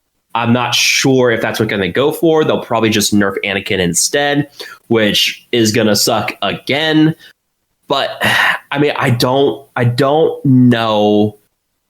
I'm kind of worried how they're going to handle this nerf, if I'm going to be honest. Yeah, me too, man. Me too. I think it goes more on the Night Sisters themselves to make it to where only Night Sister attacking causes that. Yeah, so the thing is, it's every other, as it is right now with the Mother Talzin lead, it's every other turn they can revive the Night Sister ally. So if they change it to every other Night Sister turn, then it would go ahead and break the Anakin loop. Exactly. I think that's the way to go, because remember, they're trying to go into compartmental ways of saving all of these, guiding you into using factions instead of hodgepodge. Yeah, and I think that's what makes me think they're going to nerf Anakin's unique again. That way they can just be like, hey, look, now you have to use him in a Galactic Republic team. Otherwise, what are you going to do with him? You can still use him in Jedi Squad, but to get his full potential, you have to use him in a Galactic Republic squad now. Yeah. That's what I'm worried about, and that's what I don't want to see, because as it stands right now, him having that bonus turn with like just a regular Jedi Knight Revan squad still makes it very powerful. That's true. That's very true. I don't want to see Anakin get nerfed again. We can't have that again. I mean, like, he's only just become viable again, for crying out loud. We need him to be really good, because he is a great character. I love the character. What about you, McMull? I love Anakin. I love the Galactic Republic faction. And going back to the Night Sisters, this is not the first time we've seen an Infinite Loop squad with the Night Sisters as well. True. That was back with the Death Storm team in Phase 3, which I believe Bulldog is the one who debuted that one. And with that, you actually got a rework and a buff to Night Sisters that kind of ruined the potential of the Death Storm and really made it harder for it to work. But you got that rework with Zombie where she would double revive defeated Night Sister characters. She got the heal on her special. You actually got a buff to Night Sisters with that Death Storm. So it's not always a nerf, to keep that in mind. So maybe they'll do something here that actually buffs Anakin in some way, visual thinking. I don't know. I mean, Finn got better. Yes, Finn did get better. Can't forget about the Finn one either. I like Finn where he is now because he's an absolute raid beast. Because you just spam his takedown a few times and he's hitting like an absolute monster. That's true. That's true. So I've got to ask you, McMull, outside of the clones, man, what's coming up on your channel, man? I mean, I know you're going to be doing a lot of stuff with the clones, but what else are you doing over on YouTube, man? More clones? Bad McMull. Is there anything to cover that's not clone related in this game? Well, I mean, there isn't. I mean, there is the Dark Side Territory battle coming up shortly, Grand Arena as well, the championships. But can you use clones in the Dark Side Territory battle? Ooh. No. Well, then I'm out. I don't care. No. Help us, McMull. You're our only hope. You're breaking my heart. No, but seriously, I will be covering the Dark Side Territory battle, obviously. In terms of Grand Arena Championships, we'll see. I mean, I usually end up doing that like while I'm at work or something, so I don't really get to live stream it. But Grand Arena hasn't really been something I've been able to cover a lot. So championships, I'm kind of lukewarm on with that. But it just kind of depends on what we have going on with Galaxy Heroes, because the past month with like absolutely nothing going on, And with promotion work and everything, it was kind of like a time to take things off, which was nice, but there also wasn't really anything to cover in the game. And it got to the point where people were just making meme videos of Galaxy Heroes. I mean, that's how bare we were on content. So hopefully we get lots of new content in the future. I mean, we're got the Dark Side Territory battle now. We're going to get the Light Side Geonosis Territory battle here at some point within the next few months, hopefully. I think Dark Side Hoth came out 4 or 5 months after Lightside did. Yeah. So yeah, within half a year, I can hope we're going to get the Lightside Geonosian Territory battle, and then I can make more videos about clones. So that will be nice to have. Oh man, McBall, make sure you guys check out his channel. He's you know I had to pivot that back to clones. I know you did. I know you did. You know, for the best clone content, go see McMull. He'll guide you right. Guys, you have one more segment left. If you're listening to this live, to donate to the GoFundMe.com/Mrs. Anthony for your chance at one of 5 vaults of crystals. And coming up on the other side of this break, more from Scotty and I as we wrap up this edition of the Escape Pod cast. Hey there, it's Xylo Takedown from Takedown Games, and you're listening to the Escape Pod cast. Micaeus Modding Mayhem is the premier remodding service for the game that we all love, Star Wars Galaxy of Heroes. With some of the most affordable rates in the industry, Micaeus will rebuild your roster from top to bottom and give you consultation on where to go from there. Micaeus has a 100% satisfaction guarantee and lots of useful additional services, including a full cleanup of your mods, loadout pages, PvP plans, and more. Contact Micaeus today on Discord at all lowercase Micaeus number 0127. That's MIKAYAS number 0127, or at micaeusmods@gmail.com. Micaeus Modding Mayhem, the official remodding service of the Escape Pod cast. Hey guys, Paul Anthony here. One more week, I'm hoping, to ask for help with the GoFundMe for my wife, Christy. As listeners to our show are aware, last Thanksgiving my wife was diagnosed with follicular lymphoma. The bills have been outrageous, more deductibles than we even thought we were going to have to deal with. And we're almost there. We're pushing for 15K on this show. If you have it in you, if you have any more, please reach down deep, see if you can donate. I'm hoping this is the last week that I have to do this, and you won't have to hear about the GoFundMe for Mrs. Anthony over and over and over again. I know it's been an arduous process for some, and I thank you for sticking in there with us. Head on over to GoFundMe.com/Mrs. Anthony. Let's do this. Let's finish it out this week, right here on the Escape Pod cast.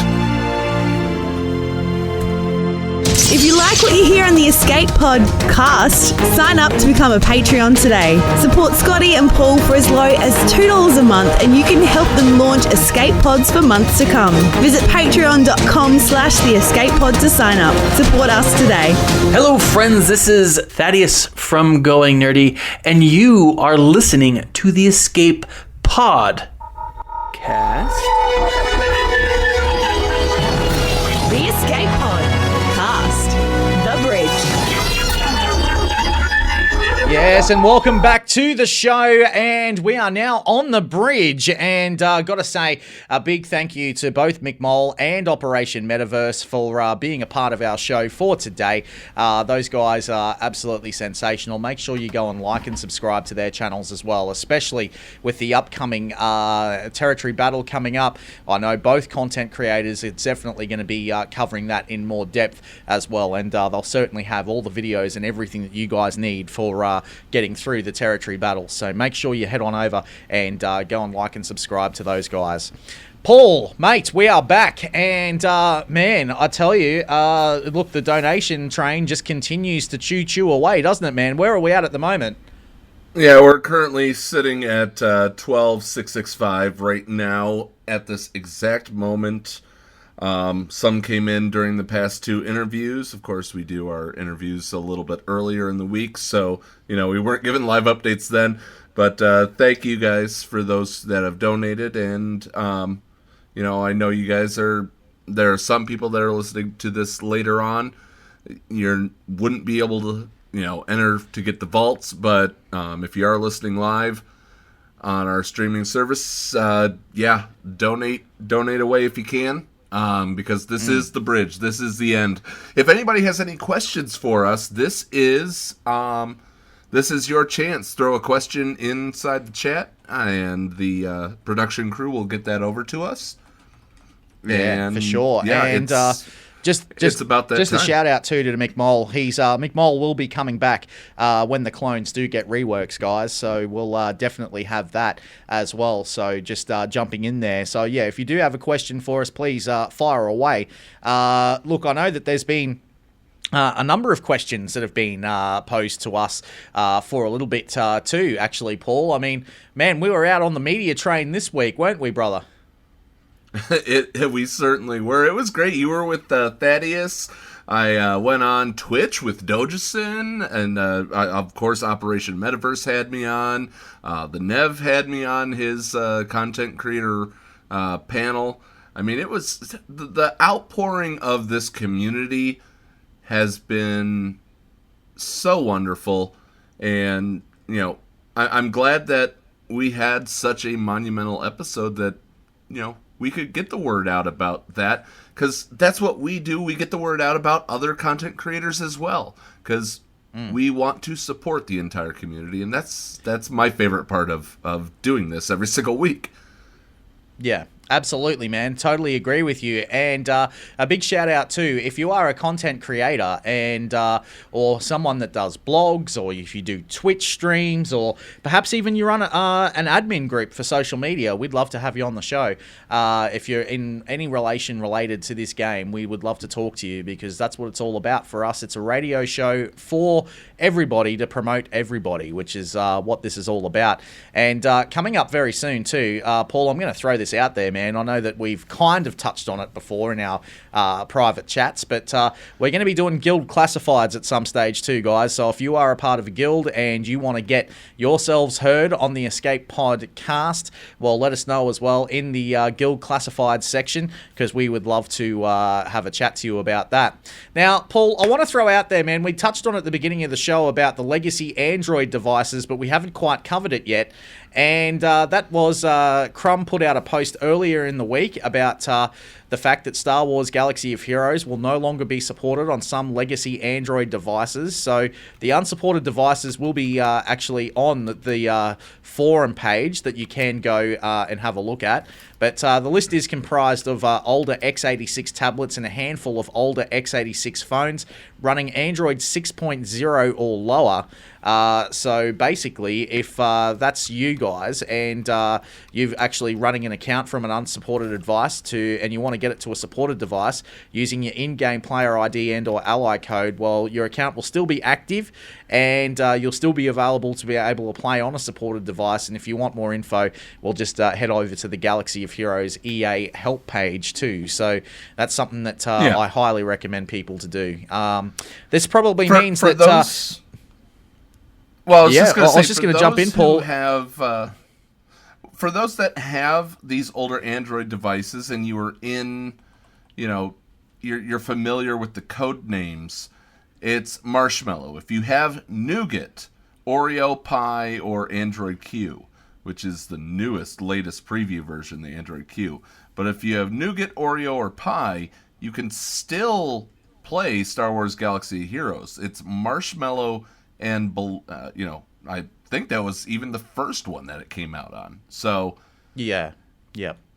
Totally, man. And this might mean, too, that my old Apple iPhone 5 probably won't do any good either with it. So, into the bin! Yeah.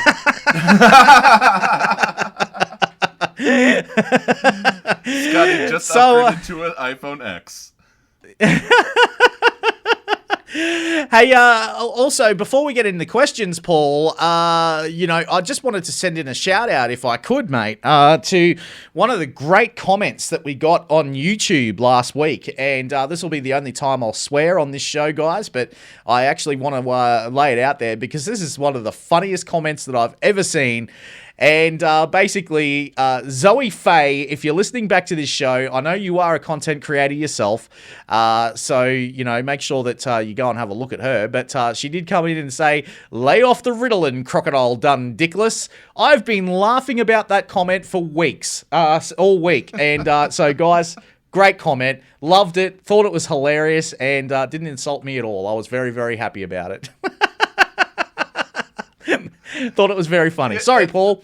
Well, no, it's okay. One of my favorite comments was, you guys sound like an old 90s radio show, and which I did reply, that's funny because we are from the 90s and we are in radio, so thanks for the compliment.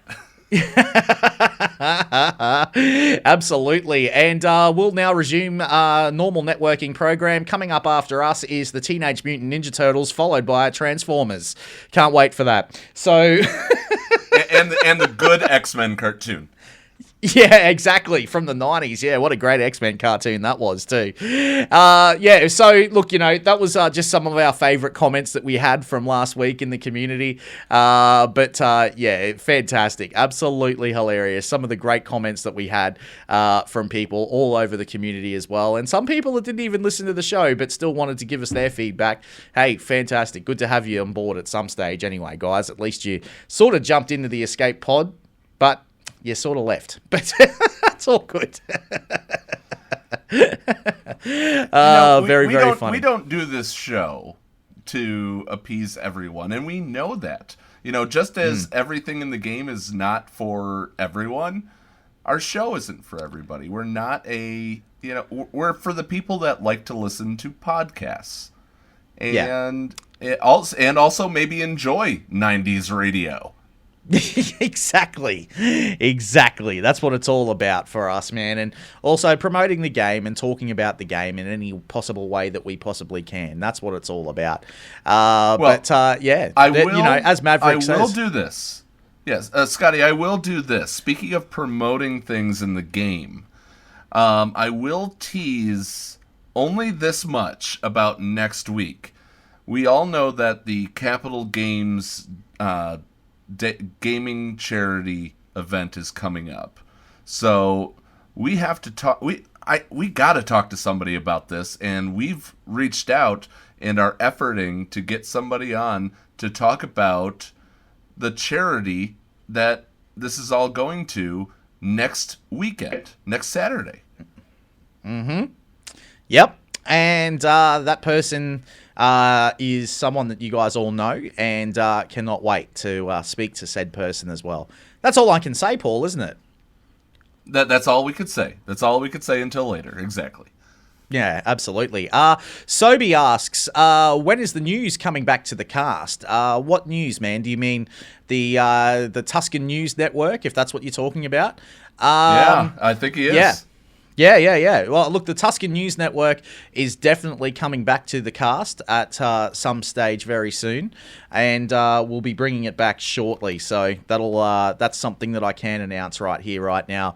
Paul and I do have to get that back at some stage, and we'll definitely be bringing it back.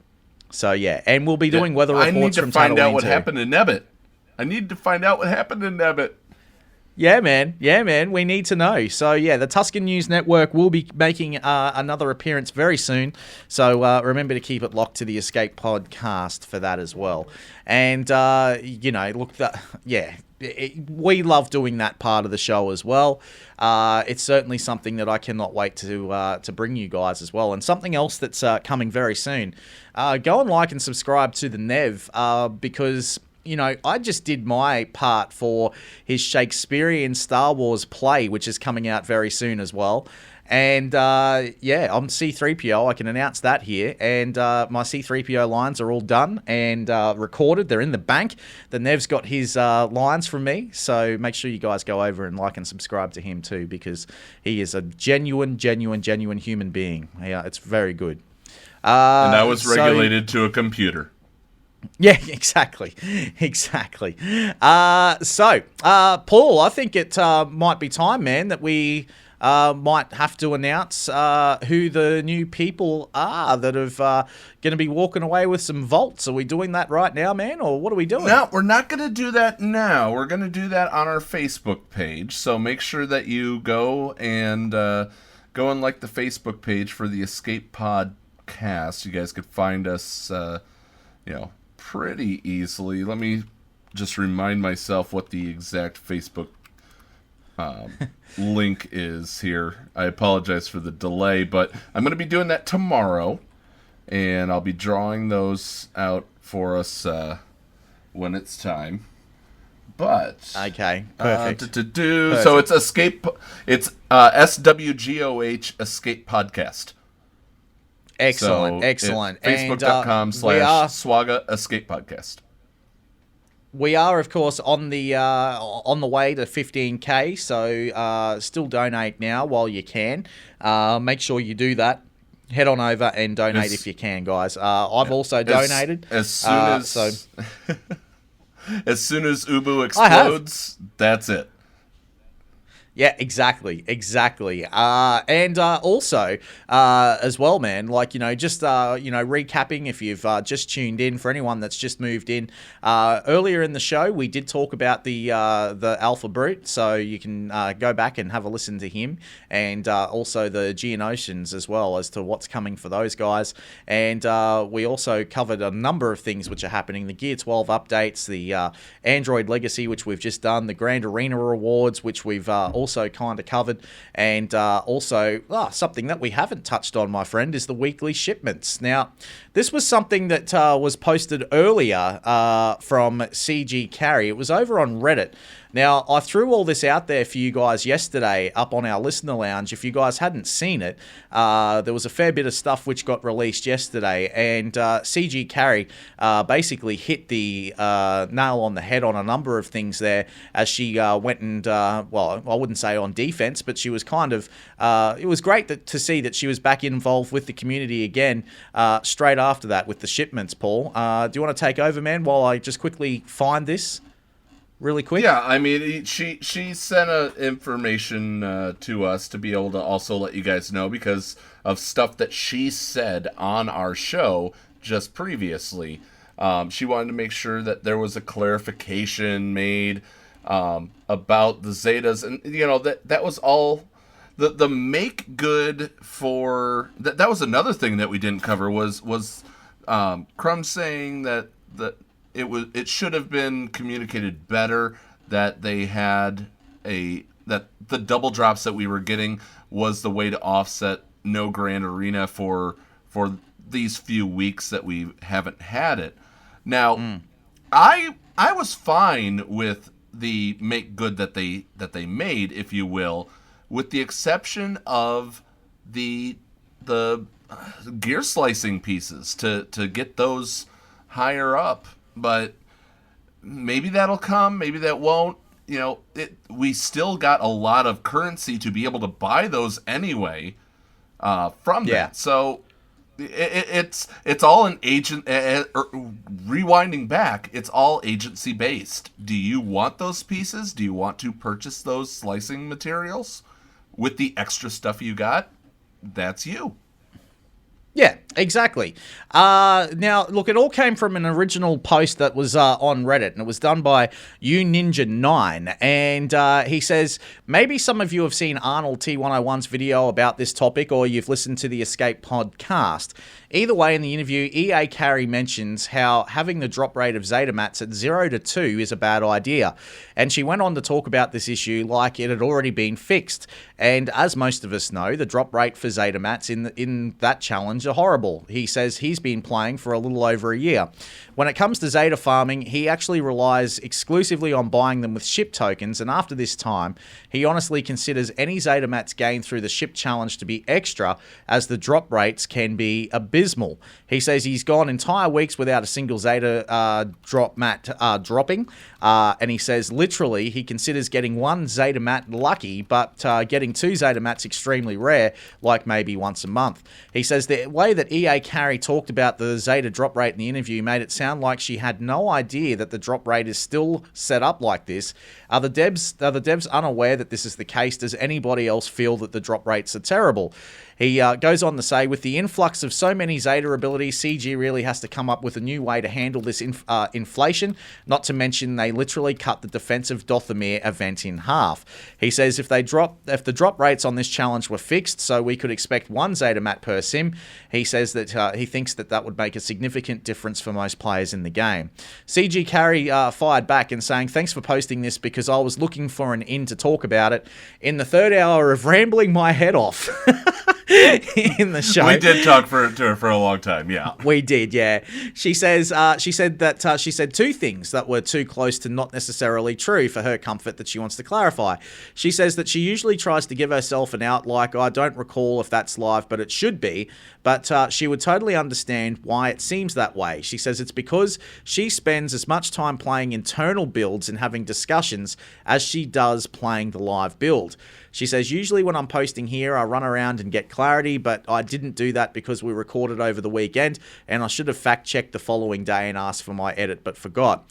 So we started investigating where that ended up, and we did end up taking 0 to 2 off things that you never saw, so that doesn't get me any brownie points. She said, so I sincerely apologize for not being clear when I should have checked or at least followed up and requested we edit out my babbling nonsense. She says, the reality is I agree with the sentiment in this very case very strongly, so we're going to make a change to drop rates and probably fix it at 1. She says that she has not run all the numbers yet, so while it's still very much her desire and she thinks she can do it, she says that she'll need to cross a few T's and also dot a few I's, but unlike any other caveats, if they do this, well, they'll be doing it as soon as humanly possible and post about it when it is confirmed. She says the other thing, by the way, that she was talking about was the reordering of the shop tabs, and that was a task in the TU16 polish, which has just ended, but she confirmed it did not get in because it causes a world of hurt for players leveling up additional tech work. So the shops will still be in the bad order, and they're looking to see what they can do to reduce friction for elder players without making new players' lives painful. So then we got another comment from Gavstar. He says, with the way that things are set up, it doesn't surprise me that the way that the devs and players see data and drop rates is different. He says that devs sees it from a player pool protocol. They see 33% of the player base receiving Zeta drops, yada, yada, yada. And basically, Carrie then came back and also said that this is a really good description of the tendencies. I advise you to go back up to the top. I'll get all this and I'll repost it down below. And she's basically talking about, luck is probably taking personality problems. So, they need to do better about that touch and feel experience. And yes, in some cases, drop rates as well. So a lot of... luck, Scotty, the quote is, and I love it, is luck is probability taken personally. Yeah, true. That's true. Very true. It's a great quote from Carrie as well. And so look, definitely something to go back and have a look at. This was all posted by me yesterday at 4:43 p.m. My time. I'm not sure what it'll come up with for you guys, but you can go back and look at that. It's definitely something to read over in relation to the drop rates. Carrie getting out on the front foot, responding to the community again, and that's why I absolutely love the girl. I think she's sensational, man, just for doing that. So yeah, exactly. And you know what? Scotty, I gotta say too, man, before we go, that when we had the double drops on the Zeta mats, man, like I managed to pull 4, so I was a very happy boy. And I pulled 4 too. I pulled 4 as well. So yeah, it was really cool. It was very, very cool. So make sure you guys go back up and read those comments as well, and you can tell us your opinions in the listener lounge and be a part of it. Paul, I know we were going to push the button, man, but before we do that, I just want to say as well, guys, make sure you go and donate to the GoFundMe page. Please do that. My wife and I, we've donated as well. We've given Paul an undisclosed sum. I can't say how much, but I'm sure if you go to the GoFundMe page, you'll see it. Yeah, I just wanted to just say, man, that, I want to see this get up there. So, yeah, that'd be good. But, yeah, Fighting Drunk also asks, what is the thing that they're most excited about coming to the game when it comes to Paul and I? Paul, what's the most exciting thing that, before we get out of here, man, we'll answer Fighting Drunk's question. What are we most excited about coming to the game? To be honest, and it's easy for me to say, I'm excited about the Geonosian territory battle. I'm really looking forward to getting my hands on it. It's going to propel a bunch of guilds into working together again, instead of just mindlessly pushing buttons for territory battles. Even though there's still some guilds that are pushing for it, and do the territory battle that's right for you. And if you want some help, I'm available for you. Yeah, exactly, man. Totally agree. Keen as for the territory battle, really keen for that. Maverick says that the Grand Arena Championship is concerning. Look, for me, it's not. I'm really keen for it. I just want to give it a go and see how it goes. That's my bread and butter, guys. I love the Grand Arena, and I think that this is going to be a awesome part of the game, and it'll probably drag me into the game more often, and I'll probably get in more trouble from my boss at work. But anyway, I digress. Well, Scotty, the official, they still have until Ubu blows up here. They still have a little bit. The official ending total for the giveaway, for those who donated during the giveaway period, is $12,680. Guys, that what you guys have done to this point is amazing. Thank you on behalf of Christy and I. It means so much for us to be able to take care of these bills and get this behind us. We're almost there, and I'll just work a few more shifts at the restaurant on the weekends, But thank you guys from the bottom of my heart, and if there's anything that we can ever do for you guys, ask. If we can do it, we'll make it happen. Yeah. With that being said, Scotty, I think it's time to say, Scotty, push the button. Don't mind if I do. What's going on? Where the hell are we? Paris? Thank you for pressing the self-destruct button. Attention! This is Colonel Sanders in forward command. Abandon ship! Abandon ship! All personnel proceed to escape pods. Close down the circuits. Evacuate the city. Self-destruct mechanism has been activated. Abandon ship! Where is it? Where is it? It's gonna be here. Out of order! Even in the future, nothing works. This ship will self-destruct in exactly 10 seconds. Counting down. 10, 9, 8, 6. 6! What happened to 7? Just kidding. 3, 2, 1. Have a nice day. Thank you.